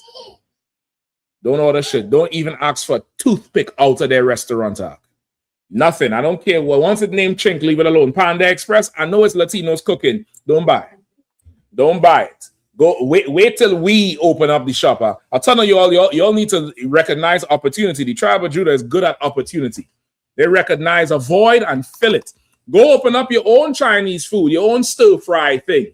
I like my broccoli and rice and beef and broccoli. I like the little bok choy soup or bok choy soup or all of that. You sisters, you brothers, you get together and open up our own thing. All that fried fruit come from us anyway. Them GIs is the one who teach these chinks how to cook. You get the point? That all that fried stuff, wonton this and General Tso chicken and all that shit come from us any damn way. We the ones with flavor and seasoning. They ain't got nothing. We open our own thing. We'll make our own food. Our own stuff. Don't call it Chinese. Call it stir fry. Call it stir fry. Call it stir fry. Call it Cyrus Belton. Let's open a restaurant with stir fry Cyrus Belton with gas stations and this and that, and never go back to them. And let them starve. Let them beg. Let them issue an apology with the same energy to the black community. I want kimonos. I want them. On behalf of the Chinese delegation, I want to say a heartfelt sorry. And I ain't accepting it because you have to say sorry. If they come up and they say, we want to say sorry, what? Get out of my sight. Act like Trump. What is she saying? I don't understand her. Get out and get out. You treat them like the dogs they are. Go ahead. Like my quick promo, I know of one black Chinese restaurant in the DC area. It's called Black Dragon. And that's fully black owned, where it's another one that says soul something. It's a brother who married a Mongoloid. Yeah, well, he had to stop. Salakia. I know all about the brotherhood. She can't get no benefit at this point. That nigga dead. That nigga dead in the ground, and this nigga walking free. Their marriage had a, I pray she's a whore. Salakia. He don't need her. Salakia. Don't nobody follow what I say that. Go ahead, Arawadi. I had told Captain Kazak Ahmad and Officer Shapat Ayat that if I was ever become an established rapper, the name of my album would the look of the album cover would be those Somali and Ethiopian babies from the 80s that they used to show with the flies and the big bellies. Right. And the name of the album would be called Red Cross Rice. Listen now. So okay, hold up. So why is it if I ever become an established rapper at this point? You in the UPK now or not? No. I know. I was just, I was making fun of it, but okay, well just get it done. Get it done. Huh? You got AI, you got brothers in here who could do flyers. I need the album cover and at least the single of the album. You could finish the rest of the album by November. I'm gonna do you like Suge Knight.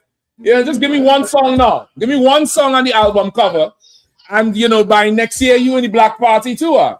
I don't understand what you talk. If you ever become an established rapper, this Katazar got a whole fucking record label in the UPK. A label. It's called Tribe Vibes. If shit, Arawadi, you playing? You playing, brother?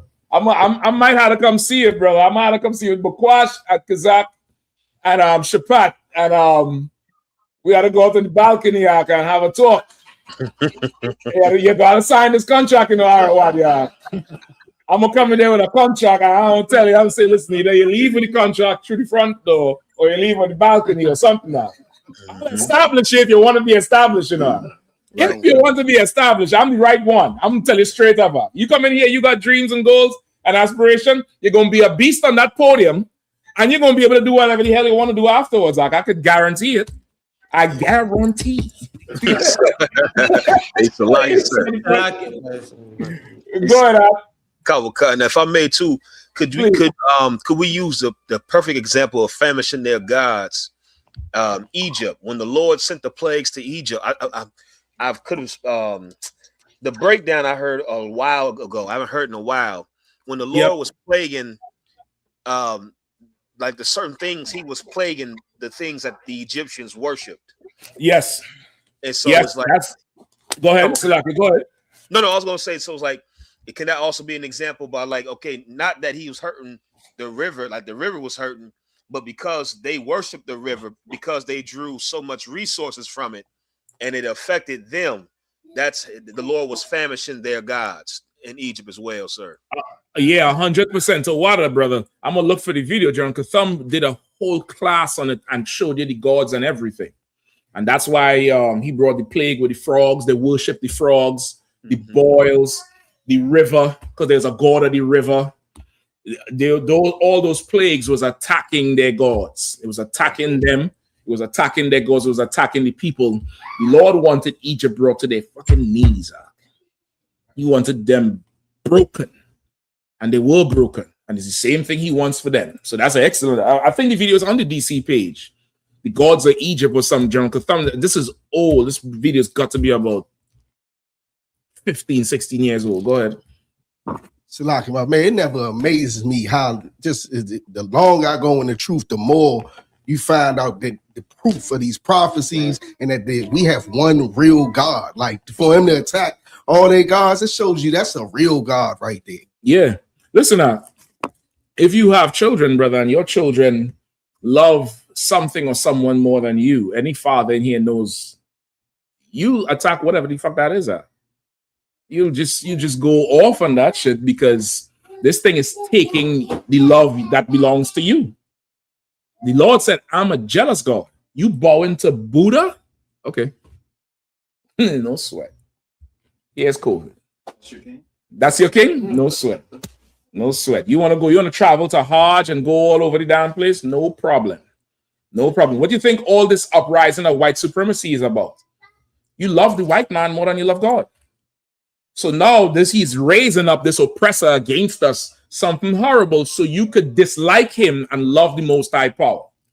He wants that. You also in South Carolina, this devil pretended to be a cop and put this young girl, I think she was like 15, she just graduated high school, 10 handcuffs, had her in the back of his car.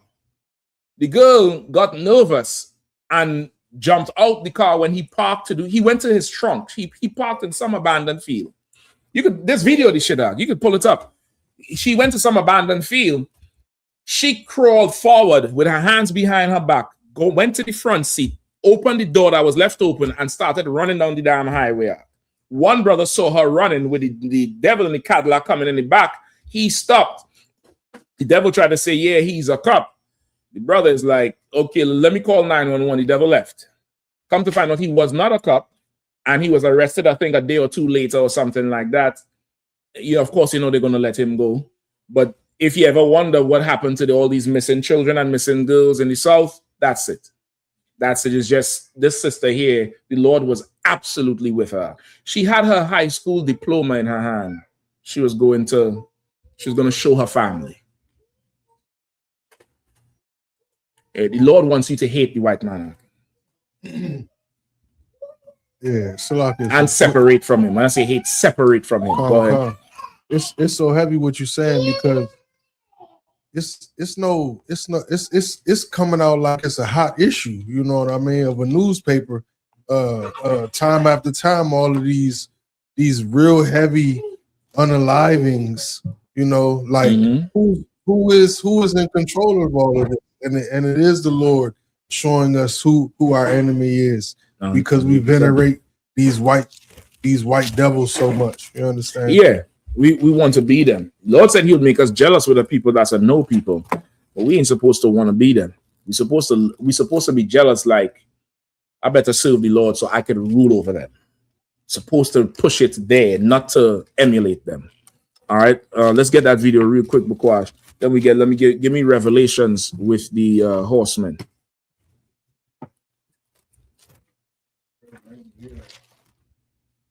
All right, you found the video?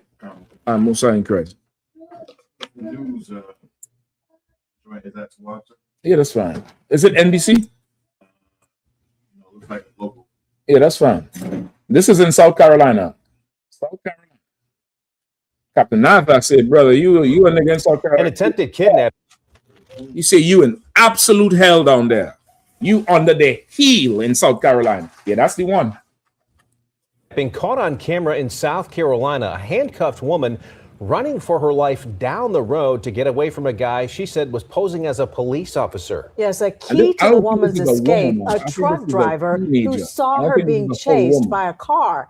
Channel 9's Evan Donovan is in studio with what led to the dramatic rescue. Evan? This happened in Aiken County, South Carolina, right on the state line with Georgia. And the way this woman escaped from the man in this car is truly like something out of a movie. She said, please help me. He's trying to kidnap me. Dramatic video this evening. A handcuffed woman appears to run for her life down a South Carolina highway to escape an alleged kidnapping. I noticed someone ran across the road and a car was following them. And I'm wondering, maybe that's a couple that got into it. Trucker Anthony Moore says he was driving down this road in Aiken County near Augusta when he spotted the woman being chased by a swerving Cadillac. She would run to one side of the road, the car would go over there. She would run out to the other side of the road, the car would go over there. Desperate, she ran to Moore's big rig, begging for help. She said, he has my phone and my diploma. I said, your diploma? She said, yes, sir. She said, I just graduated yesterday. Moore says the young woman had been walking to her mother's home when the man approached her, claiming to be law enforcement, showing a fake badge and forcing her into his car in handcuffs. When he drove her to an isolated road and headed toward the trunk of his car, she saw her chance to escape. Despite being handcuffed behind her back, she told Moore she managed to wiggle herself across the back seat and out the driver's door. She ran. Then the man eventually got back in his car and pulled up to Moore's truck, claiming to be police. I thought it was strange that he's in a teal green Cadillac with a busted out window with plastic on the back of it. When a second driver stopped and called 911, the man sped away. Police later identified him as 39-year-old Jonathan Willard and arrested him the next day. Police say this is the guy they arrested, 39-year-old Jonathan Willard. I just checked 30 minutes ago. He was still in a South Carolina jail on no bond, charged with kidnapping and impersonating law enforcement. Erica? Imagine. Now, you tell me, did Cyrus Belton get any kind of fair trial? Did the other brother, Carmelo Anthony? It's like that going on. We have children missing all the time, especially in the South. That's where they're going. They say this is in South Carolina, close to the Georgia line. Georgia is another hellhole. Right. So, you know, these is predators, brother. Just like, you know, it's no change. Just like, you know, in the 50s, the 60s, in the 20s, in the 1800s, yes, a black woman walking by herself is open prey for a white man to just violate her. I keep forgetting the damn book, The 100 Years of Lynchings. I think it's in that book. Y'all could get that book. It's also in... What happened? I think it's in this book here too. Tell All the Children Our Story. This is a very good book. Memories and mementos of being young and black in America. This is in the same vein of 100 Years of Lynchings and the other one, without sanctuary. In this book, I'm probably had to pass it to Shapat, see if you could find it in here. You all know Captain Malquad in Chicago, right? Give my Captain Malquad a hand, right? For anybody who thinks we're far removed from slavery, I think he recently buried his grandmother. But his grandmother, she was interviewed by Commander Yahanna, I think 2019, 20, something like that. We had the cookout in Atlanta. And she was down there. And she is the daughter of one of the women in this story. And Captain Malquad didn't know until this was a speaking, I believe I did in DC, bringing out the story from 100 Years of Lynchings. And it's this family that had a beef with these devils. And the I think the brother fled. The brother fled because he shot one of them. It was some sharecropper beef. And you know, the sharecropping thing is they would allow brothers and sisters to come back to work the land after slavery, but a share of the crops go to the slave master. I think this devil was just upping the share, just like you'll up your rent. Get the point? And there was a whole beef, brother, and I think either the brother or his son shot the devil's son. And they came back for them. They went on the run. They couldn't find them, so they took this girl. And they had her in the police station. And overnight, when they were supposed to let her go, they took her, asking her where they went. I'm trying to remember because it's the story. Some of these stories is very similar. They took her, asking her where he went. She did the basement, and they brought in, I think it's like 12 men, and they raped that girl all night. And the next day, they gave her pot liquor, some bread, and told her, this is for your troubles. And this is the reporter's account of this story. That woman moved with the great migration to Chicago, had a daughter. That's Captain Malquad's grandmother, the daughter. He heard speaking, called me, said, Cap, where you hear that story? And I'm telling him about the book. He said, that's crazy because my grandmother told me a similar story about that. He went and checked the book out. It's the same people. So don't let nobody tell you slavery is in the past. Doc. We live in with it right now. See if you could find it. The story on one of the accounts is also in there, I believe. All right. Salaki, sir. The general did a video on it too. Go ahead, priest. It's like I didn't mean to cut you off, sir. Too. Also, part of the story was the girl's brothers, his Captain Malquad's great uncles. They had murdered one of the devils. Yeah, well, I think it would be like the devil's son, the one who come in to collect. I think was some beef. Right. And one of them young boys stepped to them, put the rifle to him and pop him. Go ahead. And I was just gonna say, like, okay, for those that's like a lot of brothers and sisters that live in the Midwest, it's like Chicago and Detroit. That story is very similar, where a lot of people don't talk about it. Like a lot of our grandparents or great grandparents, they fled Mississippi and Alabama, usually because somebody had to kill some devil in defense because of the rape or the absolute terrorism that we facing. You know, they fled to Chicago and restarted their lives. But it's like it was so common. Like I remember my grandfather, who was from Mississippi, from the Delta, and he would, you know, the little bit we can get out of him, the stories he would tell, it would just be like man, we sound like we was living in a whole different country as a people, right? Like, going through down south. So what you bringing out is absolutely the truth, sir, and it's not far removed at all. Yeah, it's definitely not. And if you could get them books, 100 Years of Lynchings, this one is good. There's another one I always try to keep with me. This one too. When I was a slave. This gave the whole premise of us eating the pork and the chitlins and all of that type of shit. John Thumb for sure put me onto this one, how we would work so hard during the day and they wouldn't really give us food. So the brothers would go hunt abominations at night. A lot of us would just eat only at night, and that would be our only sense of protein. You know what I mean? They talk about how naked and scantily clad, scantily clothed we were dressed and shit, couldn't, you know, hardly deal with the elements. It's very rough, these stories are, but like what Captain Zach saying, a lot of the stories so similar. Sometimes I'm giving an account of one, and I'm telling like 3 stories in one arc. 3 because they're so similar, because it's the same gameplay, it's the same play over and over. Go ahead.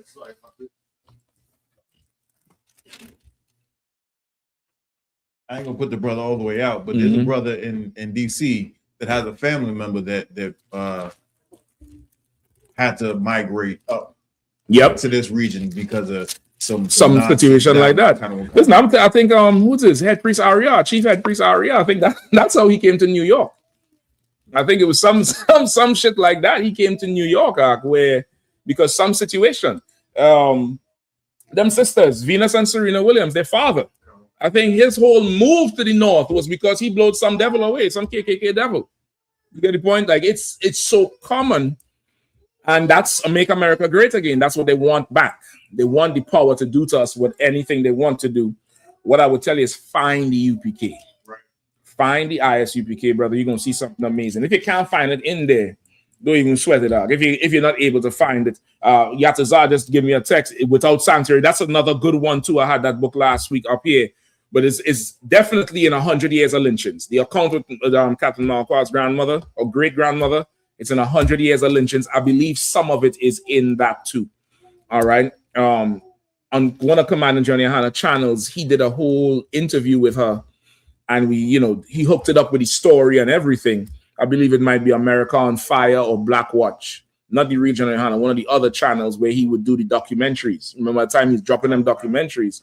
He had the whole history on the shit. The shit is heartbreaking. When my uncle said it, I was like, damn. You think you're reading history. You're reading your brother's family story. I mean, when the general did the interview with the grandmother, bro, it's like she was in the truth. She felt right at home. And my uncle said he learned his penchant hatred for the oppressor from her because of the stories and how she would keep them straight. And that's what we need. And that's why they try to separate our generations. So the older don't pass it down to the younger. Not in the UPK, brother. We want chain up in here. We want chain from the top to the lowest. We want chain from the eldest to the youngest. Get the point? Any questions? Let me know. Shepard, let me know if you find anything. All right. But I believe one of the accounts is in there. All right, go ahead. There was a few questions. Sluggers. I'm gonna try to get to them. Give me about 20 minutes with them. All right. Go ahead. Kind. Black, yeah. Here we go. If there's any questions in the room too, let me know. I have a question. Go ahead. In the book of Deuteronomy, I just wanted a little bit of clarification because I read this this verse, and then I looked it up on kind of just did like a quick search on Google. So I want to know if this would be the correct interpretation. Deuteronomy where? Deuteronomy 15 and 17. Okay. Then thou shalt and thrust it through his ear unto the door, and he shall be thy servant forever. And also unto thy maidservant thou shalt do likewise. So Google says the ear represents obedience and hearing. What precept you had again? Deuteronomy what? 15 and 7, sir. Okay. So Google says the ear represents obedience and hearing. Piercing the ear were now permanently open to the master's voice and instructions. Is that like a correct? No. 15 and what? 15 and 17. 15 and 17. Let me see where. Okay, this was definitely a marking for somebody who worked for you, right? I think after 7 years, they can be free. They could be free. You would see in here servant or slave, I believe. That's what it says. I think it's servant. Servant, right? Hold on. Yeah, I skip up to where? About 13, 12.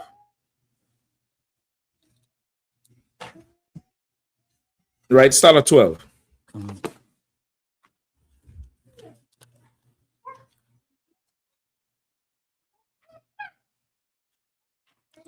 $15 and $12.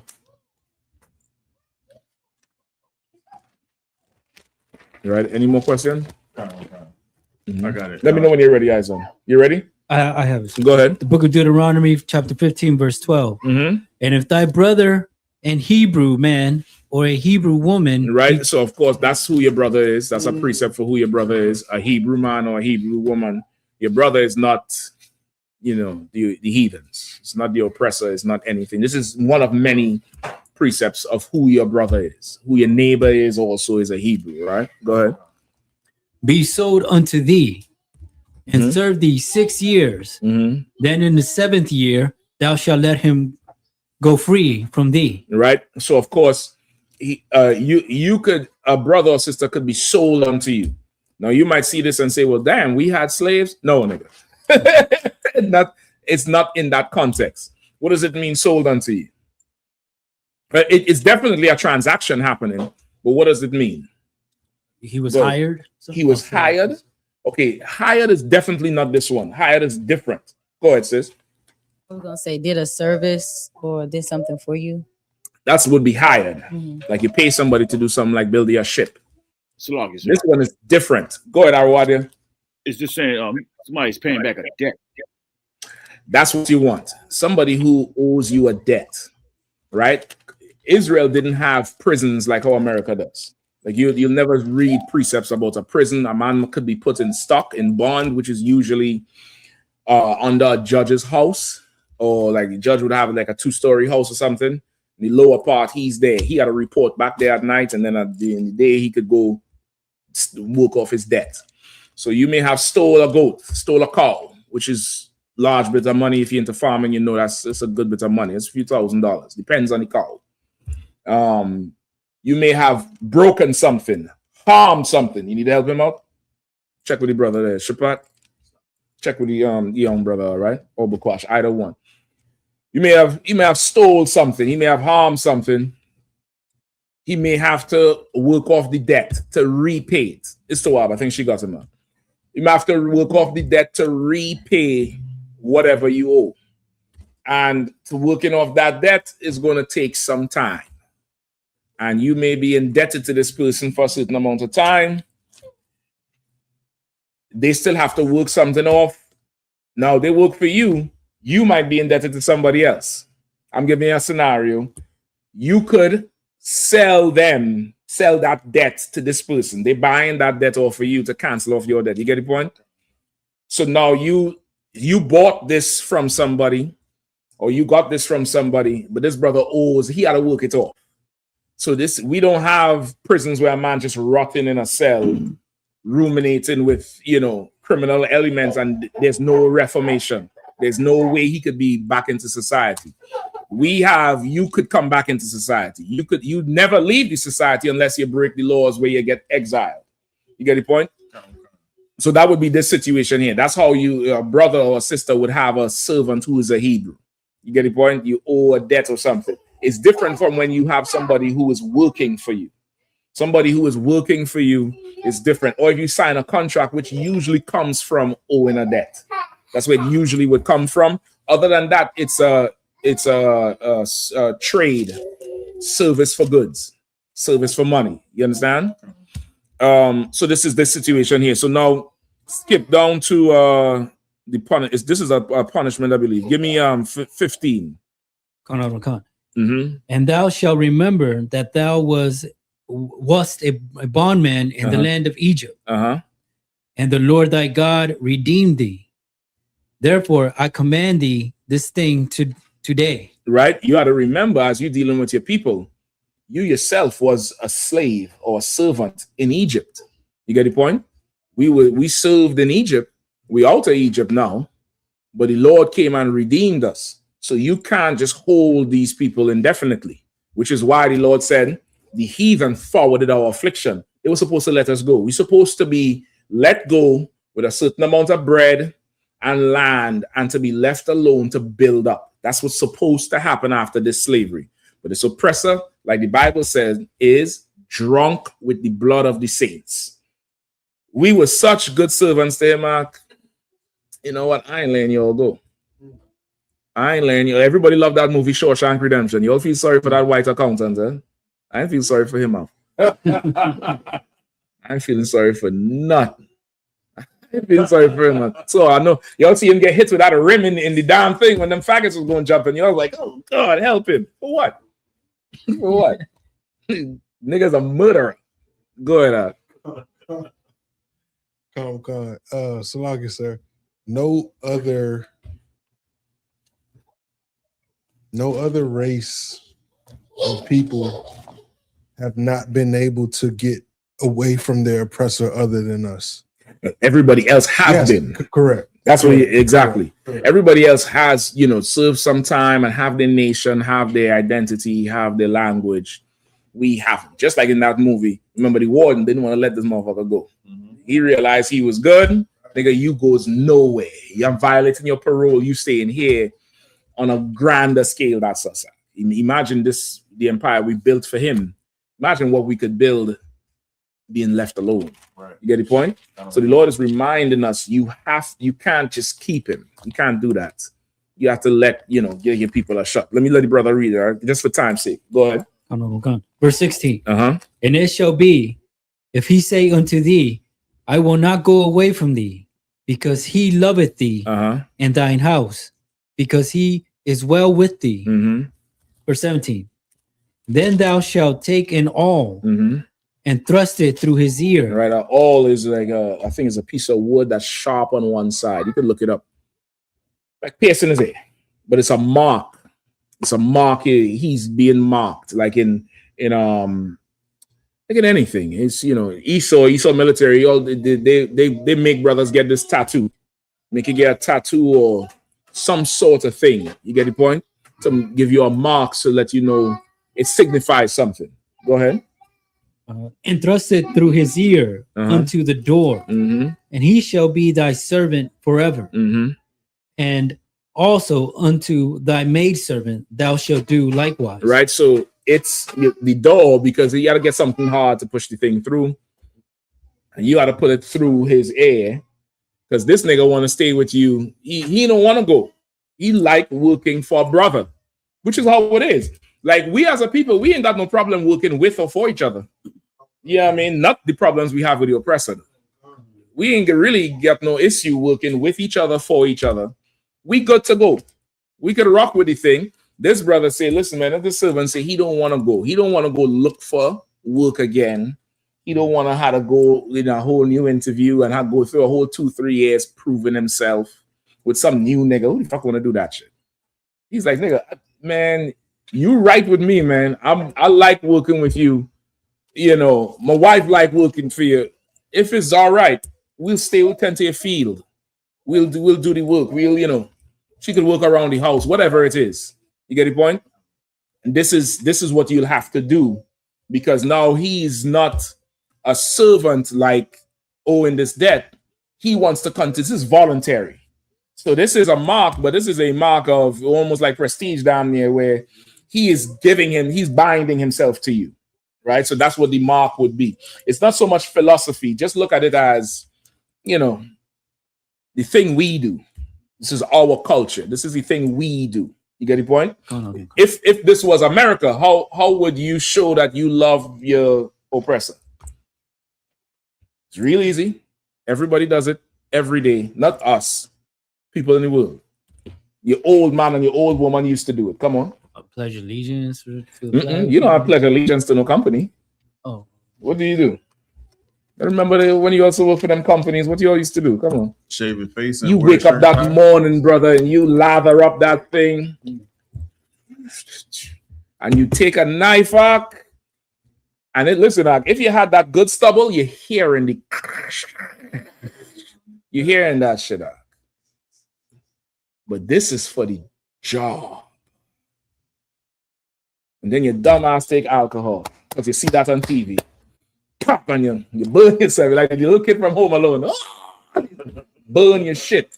All under your neck look like a back road with all these bumps. It looked like any back road in DC. It looked like K Street when they dig it up. But no problem. This is for the job. You put that suit on, you put that shirt on that can't fit your big nigga neck. No way. That's why you always on the job like this. You can't hardly breathe because your neck too big. And you pull that tie up and you look at yourself in the mirror and you turn and you clean. You go get that shape up every week. You're 20, your hairline here You work for 20 years and that should go back 20 inches. You do all that for the job. But that's to show you're a good company man. You sending the signal, oh, you want to work with us? Yeah, we want to renew your contract for the next 20 years. Oh, great. Baby, I've got the promotion. Some go buy 3 new suits, new shoe. Make sure you're looking, get the expensive cologne. So in the office, they know you're making that money. You showing them you're with them. You get the point? That's what you do for the oppressor. This is our culture. That's it. You want to work for me? Sure, you want to work for me? All right, come on, bring the all. Let's go. Let's get it. That's it. Just a piercing. It's not a big deal. And you just think about it. This is a time where we are, as a people, much harder than how we are now. You go to the store for chicken, right? In the morning, your rib, you might have to go get the chicken.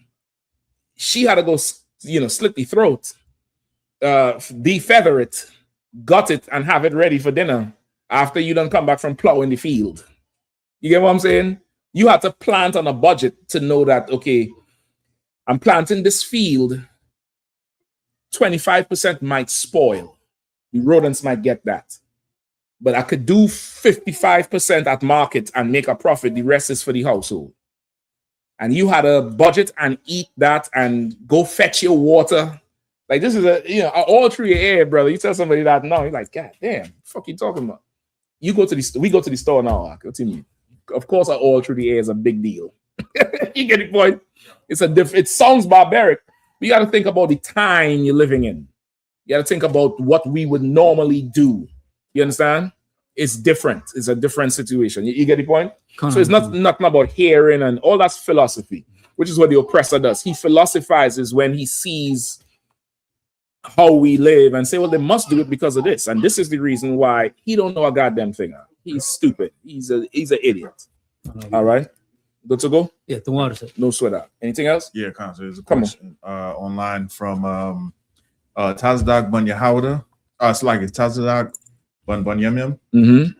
Where does the tithe money go? In my pocket, nigga. It's so lucky. The room quiet. Oh, y'all think I'm taking the money, huh? You little bastard.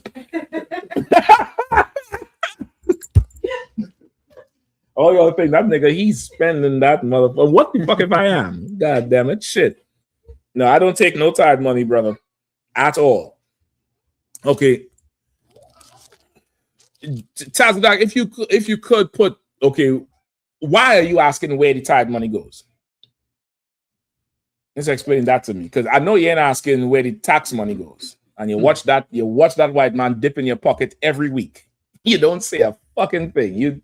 You accept it. You take it. You down here, you already budget, well, I make $1,000 this week. I'm taking him about 7. Ain't no sweat. $300 you letting this nigga go with? 300. The Lord asking for 100 out of 1,000. 300. You let this nigga he take it before you get it. You ain't got no problem with that. You're not asking him where that going.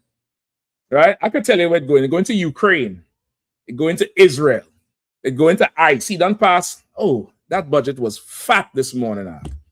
They passed some new bill or something for a budget for the border patrol, ICE, and somebody else. I mean, like $40 billion or some shit like that. I mean, god damn.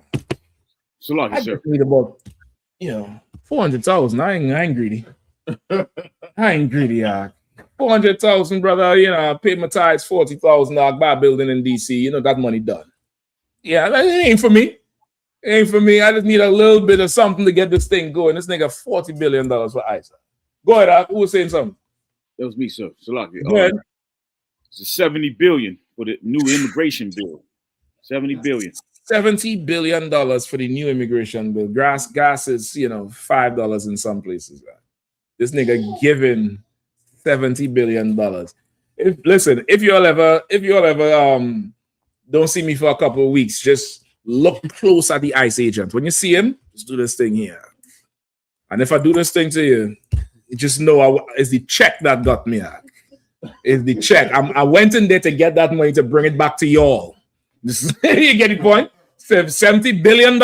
Surely I could go in there and do that thing. I'll lock up every Polish, every Australian, Every Ethiopian, come here, you skinny bastard.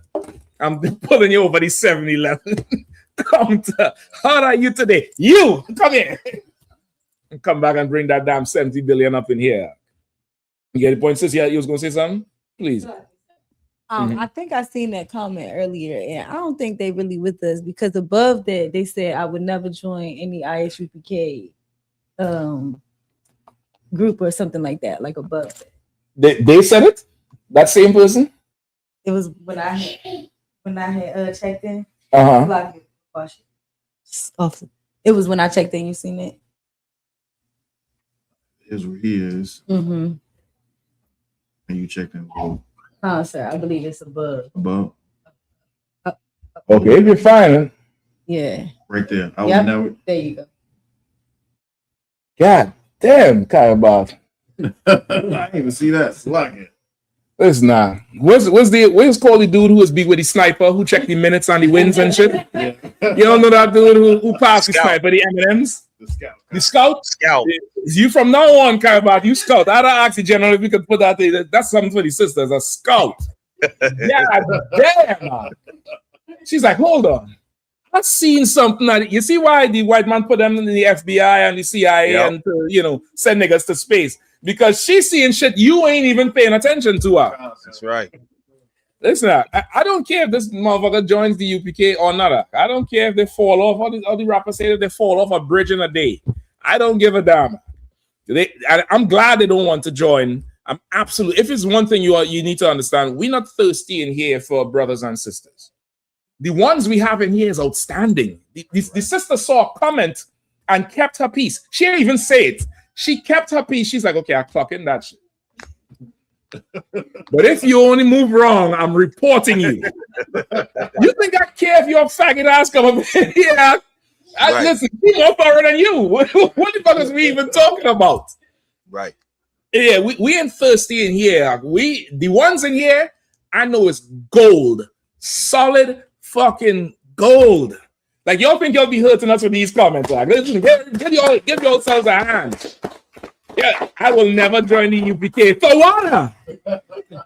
Thank you. Right. You think I want you in here and then you crying on the phone and I'll be like, okay, so why you told your wife you have enough money to kill her? Like them Genesis ass niggas. I hear the other one was crying, right? One of them was crying to his brother about something. The Hassad one, the one who left the UPK but kept the name. Yeah. Some other shit. You think I want to deal with some shit like that?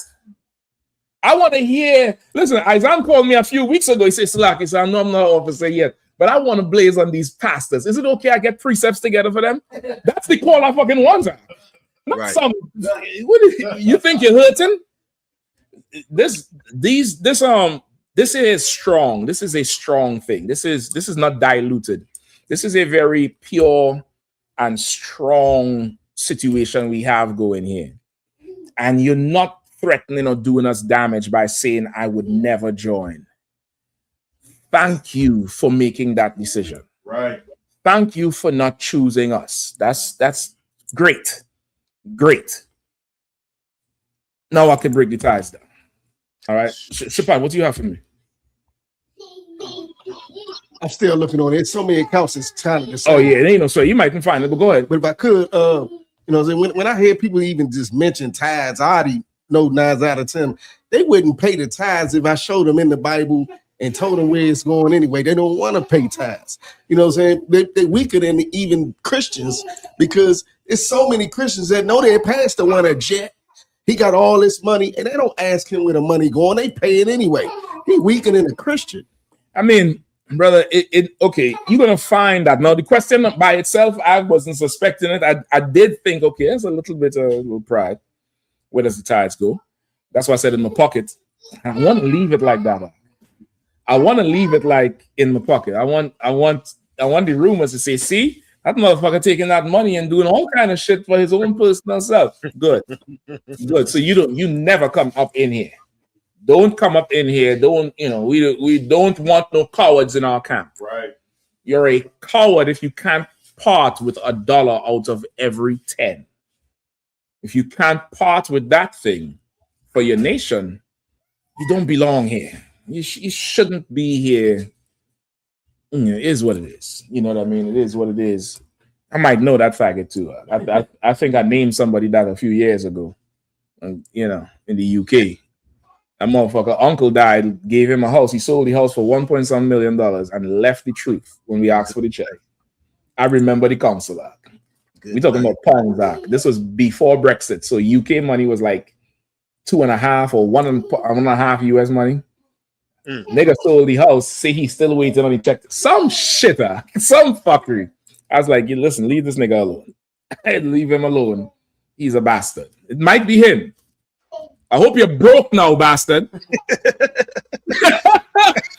I hope you got more money now on your homeless, you bitch.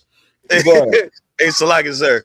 Please, you know he watching us, so that money gone. he back watching us, so you know that money gone. The laptop probably on the ground right now. I can probably do the Denzel thing. He's trying to. He probably got a picture of the whole UK cap. He said, "Fucking Mashak." You did this to me. Right. Hey, Salaki, he on the McDonald's Wi-Fi right now.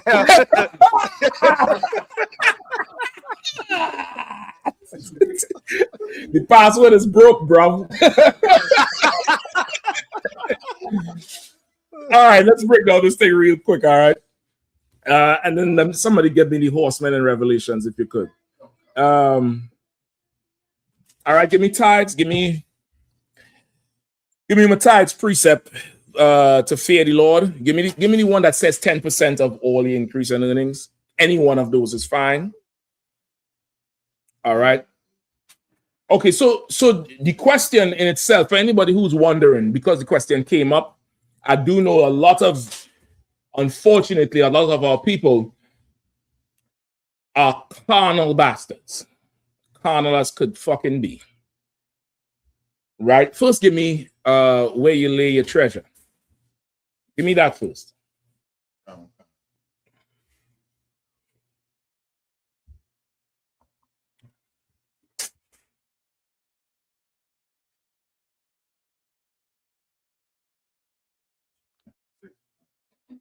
Matthew chapter 6, verse 21.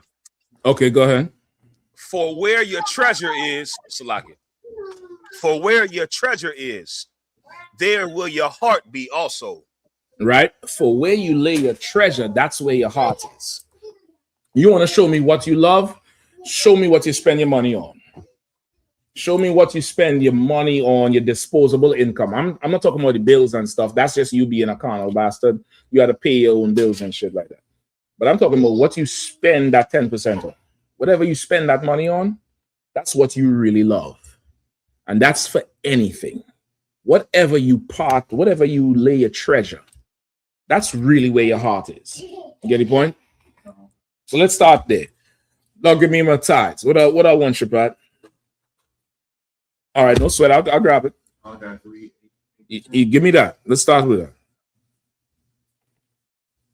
This is Malachi chapter 3, verse 8. Will a man rob? Listen now, he talking about, or he or she, I don't know who it is, if it's a man or a woman, but they're talking about where does the tithes go. Listen now, we got sisters in here that cooking food and making peach cobbler. Is peach cobbler y'all had tonight? Y'all had peach cobbler with ice cream in class tonight and food.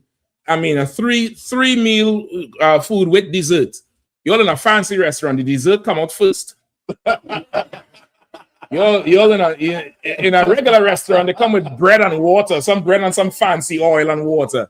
The niggas in here give you peach cobbler freshly made with ice cream first. Mm-hmm. And then a course meal. Right. And there's liquor on the counter. You think I care if you come to class? Do you think I care? Ask me if I care. Ask me if I care, Bakash. I don't care. Salaki, go ahead, Bakash, please. It's like in the words of General Katham, we closed. Yeah, we closed now. We closed. You can't come up in here. Go ahead, come on. Malachi chapter 3, verse 8. I'll take that. Will a man rob God? Say it again. Will a man rob God? Say it again. Will a man rob God? Go ahead. Yet ye have robbed me, But ye say, wherein have we robbed thee? Yeah, will a man rob God? You say, no, no man will rob God, yet you have robbed the Lord. And if I say that, you'll say what? How? When have I robbed the Lord? You just ask the question, where does the tithes go? You're robbing the Lord. Because if you wasn't robbing the Lord, you would know where the tithes go. Why? How you would know where the tithes go? Simple, real simple. How would you know where the tithes go if you wasn't robbing the Lord? Go ahead, sis, I see your fake pump, but you want to give the brothers a chance. She didn't want to steal too much limelight. She's done the scout because she didn't want to give away her position. You know what I mean? She do this thing here and pull it down. I was like, all right, let's sweat. Go ahead. Come on, scout. You will be here. You would be here. I'll take that. I'll take that. There's something else. How would you know where the tithes go? There's something else. Go ahead, Izan. You was trying to say something? I was like, nah, take the mic back. You would be paying the tithes. Where does the bill money go? Where's the bill money go? Tell them, sis. To the bills. To the bill people. You would be able to answer a question if you pay tithes. Because you would know where it's going. If you pay them, some of y'all have y'all know the clerk on the other side of the counter when you go pay the gas bill or the electric bill or the Western Union. Western Union, I think they pay some bills for people. You going, oh, Tom, same thing again today? Gas? All right, no problem. You have a relationship with the clerk. You know where that money going, but you're asking about this shit? Where does the weed money go? Where the weed money? Where does that go? Where does the pills? Where the Percocet money go? Where does the what's the cheap beer brothers drink? 211? Where's the 211 money go? Huh? Where does that money go? Huh? Where does the strip club money go? Ooh, now we getting technical. Where's the OnlyFans money go? You funding an entrepreneur. Where does that money go? I know you know where that's going. I don't know, but I know where my tithes going though. All right, give me some more. Come on, Bukash, please. I was at a rural farm yesterday. Come on. And I saw a Bentley pull up. Damn. And it was a sister that got out. I was like, yeah, she OnlyFans. It's got to be. I just saw how the way when she. I mean, so like it's rough. It's rough that we come to those conclusions when we see our people doing well. But the Chinese say, come on, Belton had a gun, and he didn't have no gun. That bitch driving a Bentley, I mean. What is she? She is an engineer? No. You weren't no engineer? No, she wasn't. No, she wasn't. No, she wasn't. Now. Unless that's one of them WNBA girls. And from what I hear, they can't afford that anyway. They're not getting paid that much. Right. Yeah, the point is there's only one place you getting that shit. From a rich husband who's usually a white man. Or that other thing. Anyway, let's go up. Time going. Give me some more Malachi. In tithes and offerings. Ye are cursed with a curse. Right, you read it again from the top, just because it's split. Verse 8. Will a man rob God? Let me know too if the fool is replying. Yeah, he's not replying. There's nothing on the bottom. All right, no sweat. Go ahead. Will a man rob God? Yet ye have robbed me. But ye say, wherein have we robbed thee? In tithes and offering. Right, you say, wherein have we robbed the Lord? In tithes and offering. That's where you have robbed the Lord. Why is it robbery? Why is it robbery? Come on, sis, go ahead. Lock, yes, sir, because if it wasn't for him, we wouldn't have it. Thank you. Bringing it all the way home. Give her a hand. That's right. It's robbery because you're receiving something from the Lord. You're receiving something. So many of us take for granted getting behind a steering wheel and driving to work. You know, much people do not make it to work. Some fool died yesterday in Virginia. Just plowed into the back of a school bus or some shit. Plowed into him? Yeah. No, hold on. The school bus, that was a chink driving it. They see them chinks murdering people all over the place. Some chink murdered some people on there by Stafford about 2 weeks ago, right? But okay, that's a different one. Watch his head by the table, please, all right? But I think yesterday some guy drove into a school bus or something and died yesterday evening. Or a school bus drove into him. Oh yeah, this one was yesterday evening. So many people are just get behind a steering wheel and don't make it. They don't make it. Houses burning down damn near every weekend. Just you opening your eyes the next morning is a gift from the Lord. It's mercy from the Lord because you don't deserve to be alive. You really don't. None of us do. The shit we did in the past, Doc, we don't deserve to be here. You know the shit you get put to death for? Missing a Passover. You miss one, you have to leave. You can't be in Israel no more. Watch his head, huh? You can't be in Israel no more. You got to leave out. You gone. We now getting mercy from the Lord to come on back. So many people have kids. And any sister, any brother who would tell you who is in the stage of the pregnancy, you want the rib to get out and exercise and get fresh air so her blood flowing. You want her to eat right. You want her to take them prenatal vitamins. Because in your mind, what are you focused on? What are you fully focused on? The health. The health of that child. In slavery, we had the biggest, strongest babies.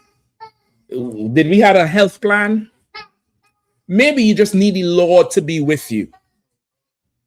And so many of us in so many situations have healthy children. No afflictions, none. None. You don't have exorbitant doctor bills, nowhere. You mightn't be rich. You might have to let bills get paid the second month, but you have health, you have strength. And tithes is 10% of anything. So which means if you have $10, you're fucking questioning me over $1. If $1 breaks you, you need more help than you think. And $1 ain't gonna break you. $1 on every 10. We're talking about 10 cents on every dollar for your healthy child. For when you go to sleep at night, nobody kicks in your door and robs you and hog ties your wife or rapes her. For just, going and coming, leaving, for all our going out and all our coming in, like that prayer in 2 Samuel. You want the Lord to be with you. When you was in the employment line or online in Indeed, do people still use Indeed? Not Indeed. What's the other one they use? Not Indeed. There's another popular one. LinkedIn. That's the motherfucker right there. So lucky. You all know I'm out of it. I work for Command Johnny Yahanna, man. So fuck, right. Fuck your broke ass niggas trying to get a job. That's lucky. I mean, that's the truth. But you on there, and as you filling out the resume and you get a call back, and you going for the interview, what are you doing in the car? Praising the Lord. You're praying. You asking the Lord, Lord, please let them give me this. Lord, I promise I'm going to do better. If I could just get this job, I'll get my life together. You're praying more than you mother fucking Teresa. You get the job. You hear the brothers say 10% must come in. But where does the tithes go? I'll tell you where it should go. You need to lose the job and then ask the question. You wouldn't ask the question because you have no income. They'll be asking, can you all pray for me? No, don't ask me that. Don't ask me that. I pray not for the world. I pray for the ones who belong to the Lord, who the Lord have given me, for they are thine and they are mine. And you know how the scripture go. I'm praying for you to get out of slavery. I'm praying for you to be dry, nigga. Come up to the camp with your problems, and I'll be happy to help you there. But I'm not praying for your success. I pray your business fails. I pray it fails. I pray it fails, Zach. You see, that's why I don't join the UPK. You're all hateful. Good. Because you questioning where the tithes go, you praying that my business fails. Oh, you see how it is now? You see how that thing turned around now? You don't ask nobody else that shit. Where does all that Jordan money go for them $3 Jordans you're wearing? Because that's what it costs to make. Where does the rest of the $247 go? You don't ask that shit because you love them Jordans and you see value in it. But niggas who's reading from the Bible, who teaching you about the Lord and how to change your life, you don't see value in that. So you question it. No problem, dummy. I'll answer the question. And please come tell me when you lose the job. Please. All right. Bukwash, what we have? You want to keep going, son? Is there more on that one? Write down that one that he has. Write down that one that he has. Malachi. Kind. Verse 10. Mm-hmm. Or to finish verse 9. Ye are cursed with a curse, for ye have robbed me, even this ye are what? Nation. Ye have robbed me.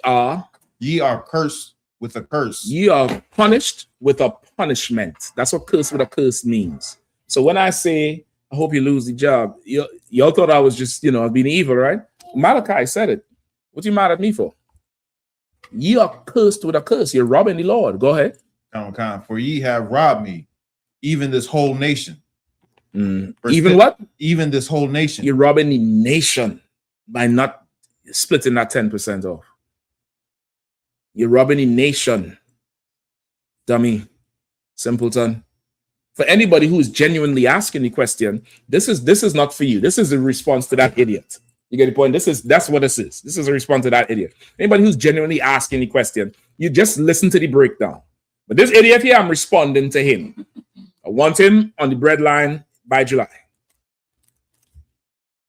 Keep going. Verse 10. Bring ye all the tithes into the storehouse. Into what? Into the storehouse. Into what? The storehouse. Bring your tithes here. This is the storehouse. This is where we're storing up and gearing up. Raising the dead, Ark. Raising the dead. You brothers and sisters who been around for a second, just go back and look at yourself in the world.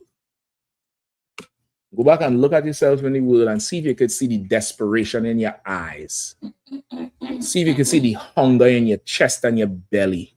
Some of y'all was skinny as shit. Some of us, not because you was healthier then, it's because the world was kicking your ass. It was kicking your royal ass. You come up in here, you looking good. Your face get bright, your eyes brighter. You're putting on a little weight. You're good now. You're looking straight. Ask me where your fucking tithes go, nigga. Ask me again. All right, where we going now? Give me Deuteronomy 14 and 23. Go ahead, Shepard. That's where you was going? That's where you was going or going somewhere else? Okay, no sweat. Just make sure it's written on the board too, all right? Book of Deuteronomy chapter 14, verse 22. Go ahead. Thou shalt right. So now this is 14 and 22. Again, if anybody sincerely wants to get the tithe breakdown, why they should pay or break down tithes. Some people don't believe tithes is money. They believe tithes is corn. We're going to get through all of that. Give me 5 minutes. Go ahead. Okay, sir.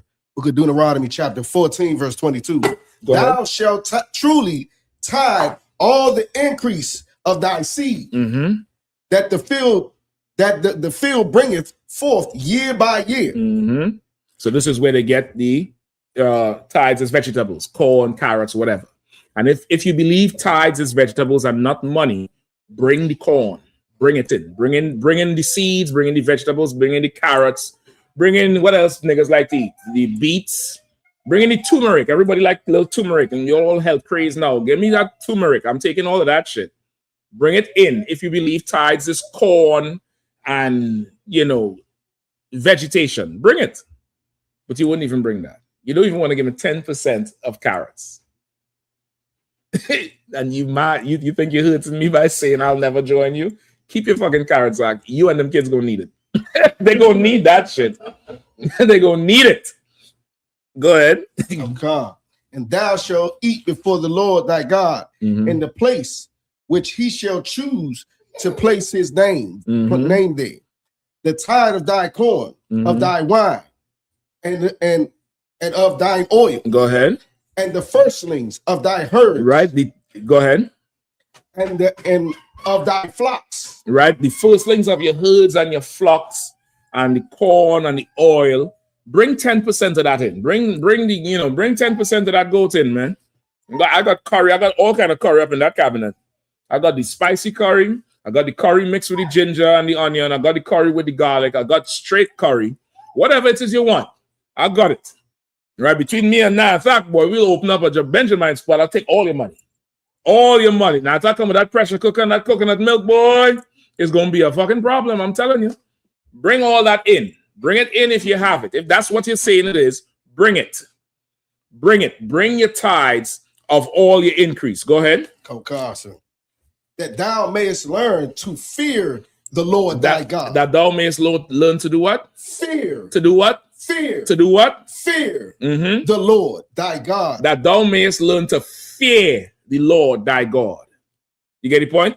That thou mayest learn to fear the Lord thy God.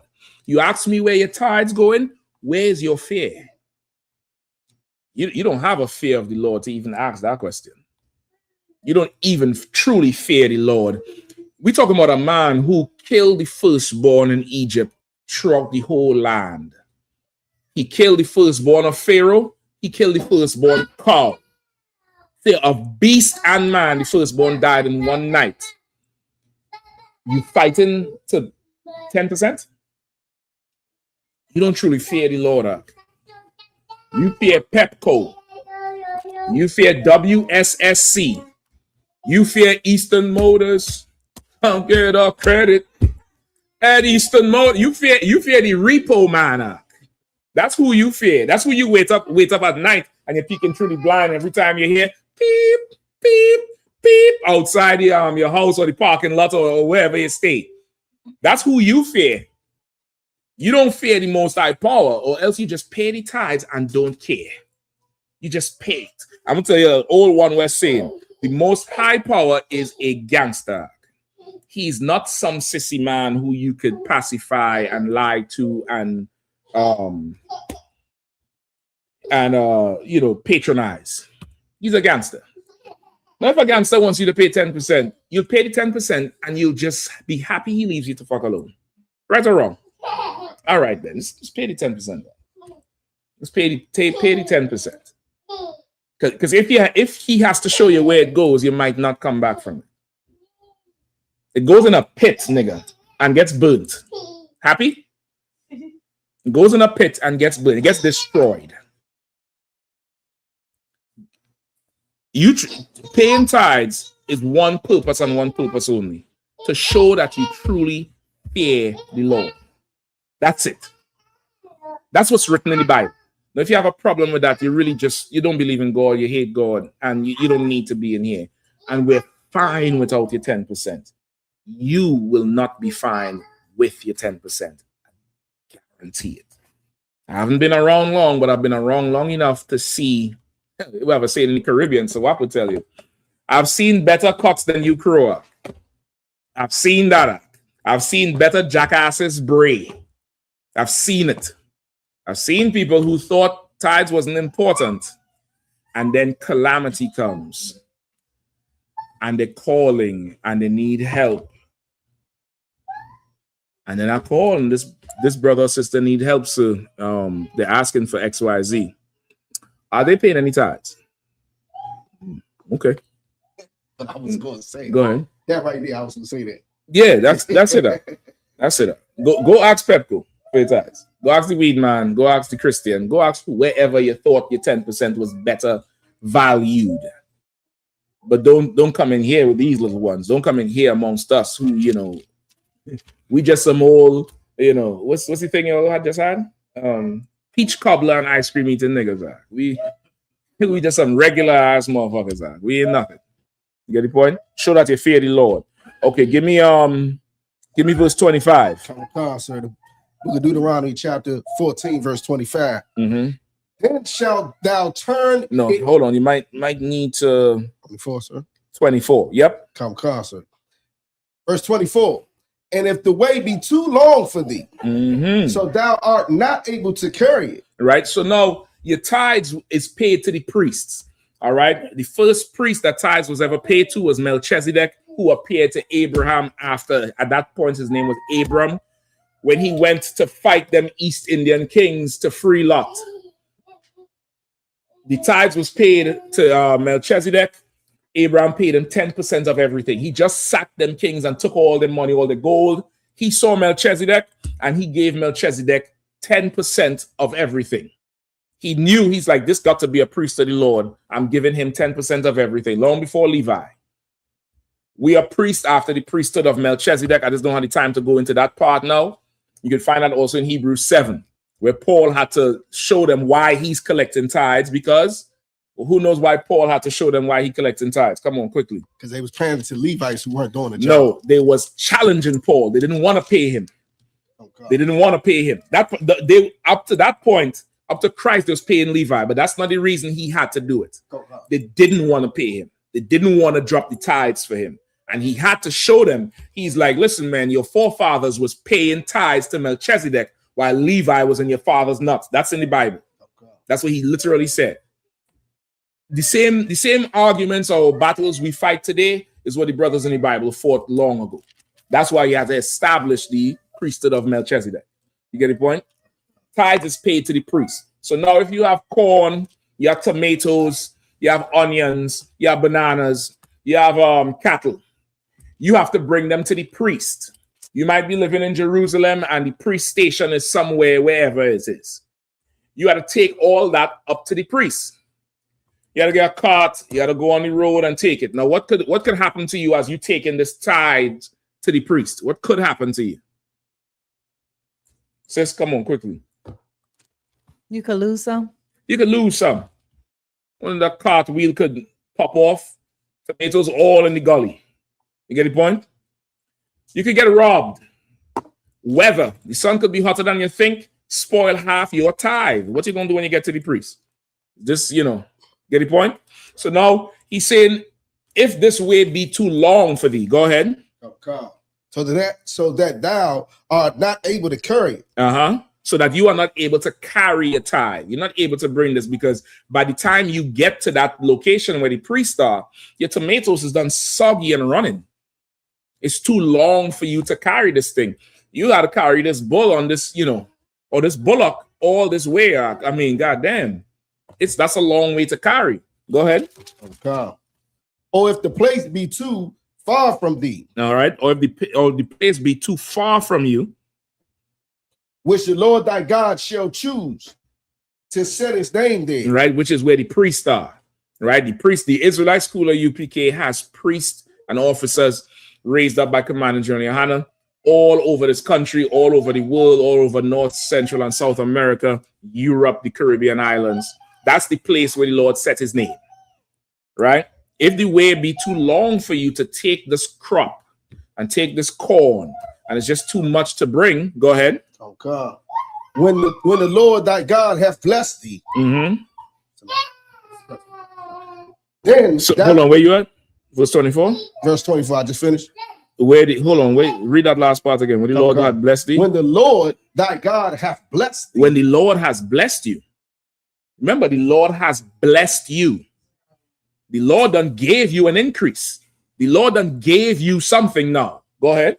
No sweat.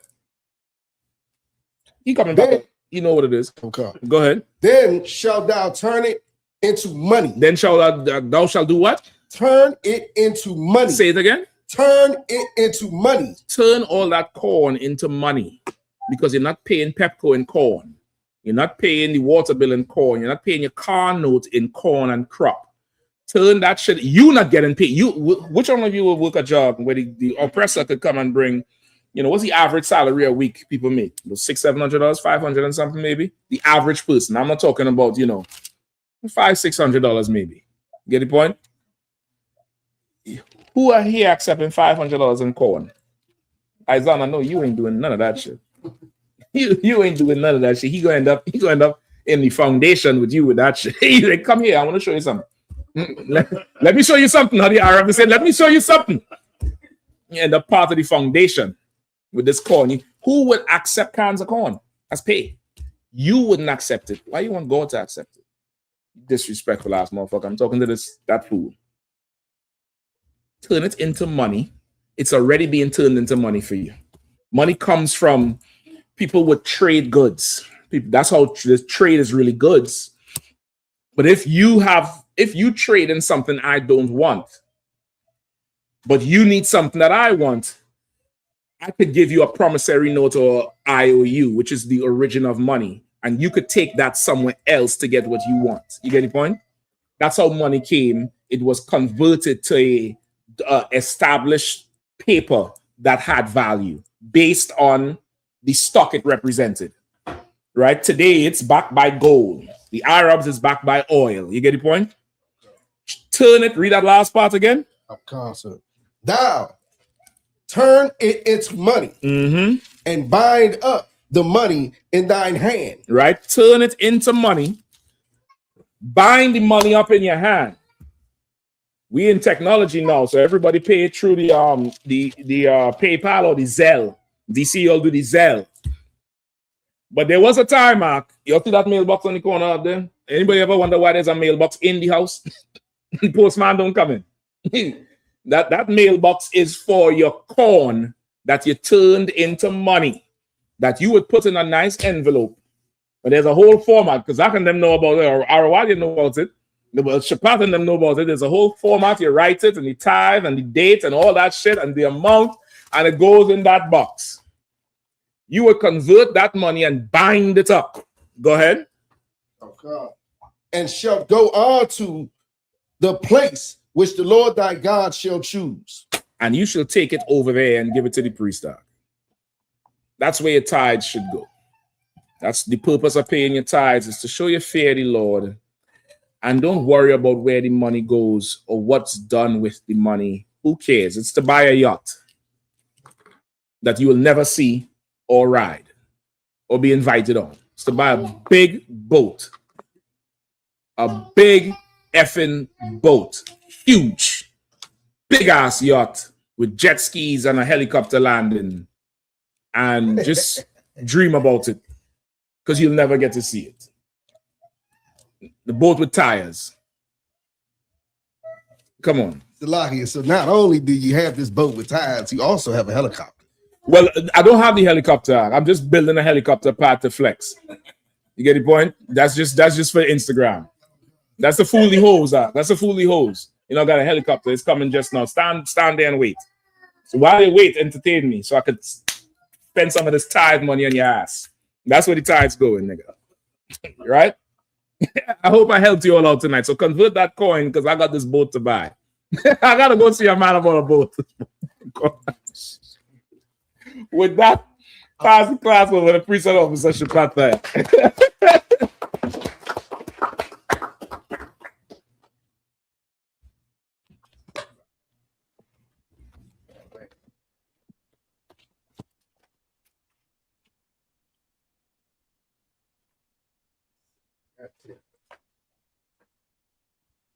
That's what? Shit. You could have waited till they put the camera on him, man. You just set them up, man. See how this do your the part boy. Crazy, I know about memory, but I don't want to do it. No sweat. Go ahead. I.S.U.P.K security announcements. We at I.S.U.P.K out of 1 West 125th Street, Harlem, New York, under Commander General Yahanna. Rules for new brothers and sisters. When a new brother or sister comes to the school, they are off limits for 6 months. They're to be suitable only. They're here to share themselves with the world. After 6 months, if a brother or a sister has an interest in a particular person, he or she must get permission from the head to speak to a brother or sister. There's another 6 months in which the brother or sister will court each other. After this 6 month period, the brother or sister will get permission from the head to marry, which is a commandment. You can find this in the book of Numbers, chapter 18, verse 21, in the book of Malachi, chapter 8, verse 10, chapter 3, verse 8 through 10. Means 10th in Hebrew and is pronounced ma'ishara. 10% of every penny of any increase the Lord gives you, give to the Treasury Department or teacher, priest fund, free will offering, not mandatory, whatsoever amount you would like to give. Upcoming Holy Convocation. Memorial of blowing of trumpets. First day of the 7th month, Friday, September the 11th, 2026. You can find this in the book of Leviticus, chapter 23, verse 24 through 25. Also, we're in cookout season. We got the Tennessee, Nashville, Tennessee cookout coming up July 4th. Make sure if you haven't already, make sure you book your hotels and get the travel arrangements together. Also, we got the dates on the Philly. We got the Philly one coming up. Is that right after? That's September, I believe. September, the first weekend in September. Okay. Come on. But we do have the Midwest Fire Weekend. Those dates are from July 30th to the 4th of August. I believe that's it for now. You got anything else you want to answer? Pay your tithes, man. Stop bullshitting. Right. God, sir. My ultimate outlook, you can check on social media, such as ISUPK.com, Facebook, Twitter, YouTube, and so on, for ISUPK events and materials. If a brother wants to be a trooper in the school, you should start wearing all black, which includes black boots, black shirts, black pants, black headband or scarf. And with that, I say I like you, which means to stand. We're going to give a courtesy salute to the teacher. Men of Israel, Man Shabbat. All right. God give a time, salt, which means turn. Sisters, you may stand. I invite you. We'll give a courtesy salute to the sisters. Men of Israel, Man Shabbat. All right.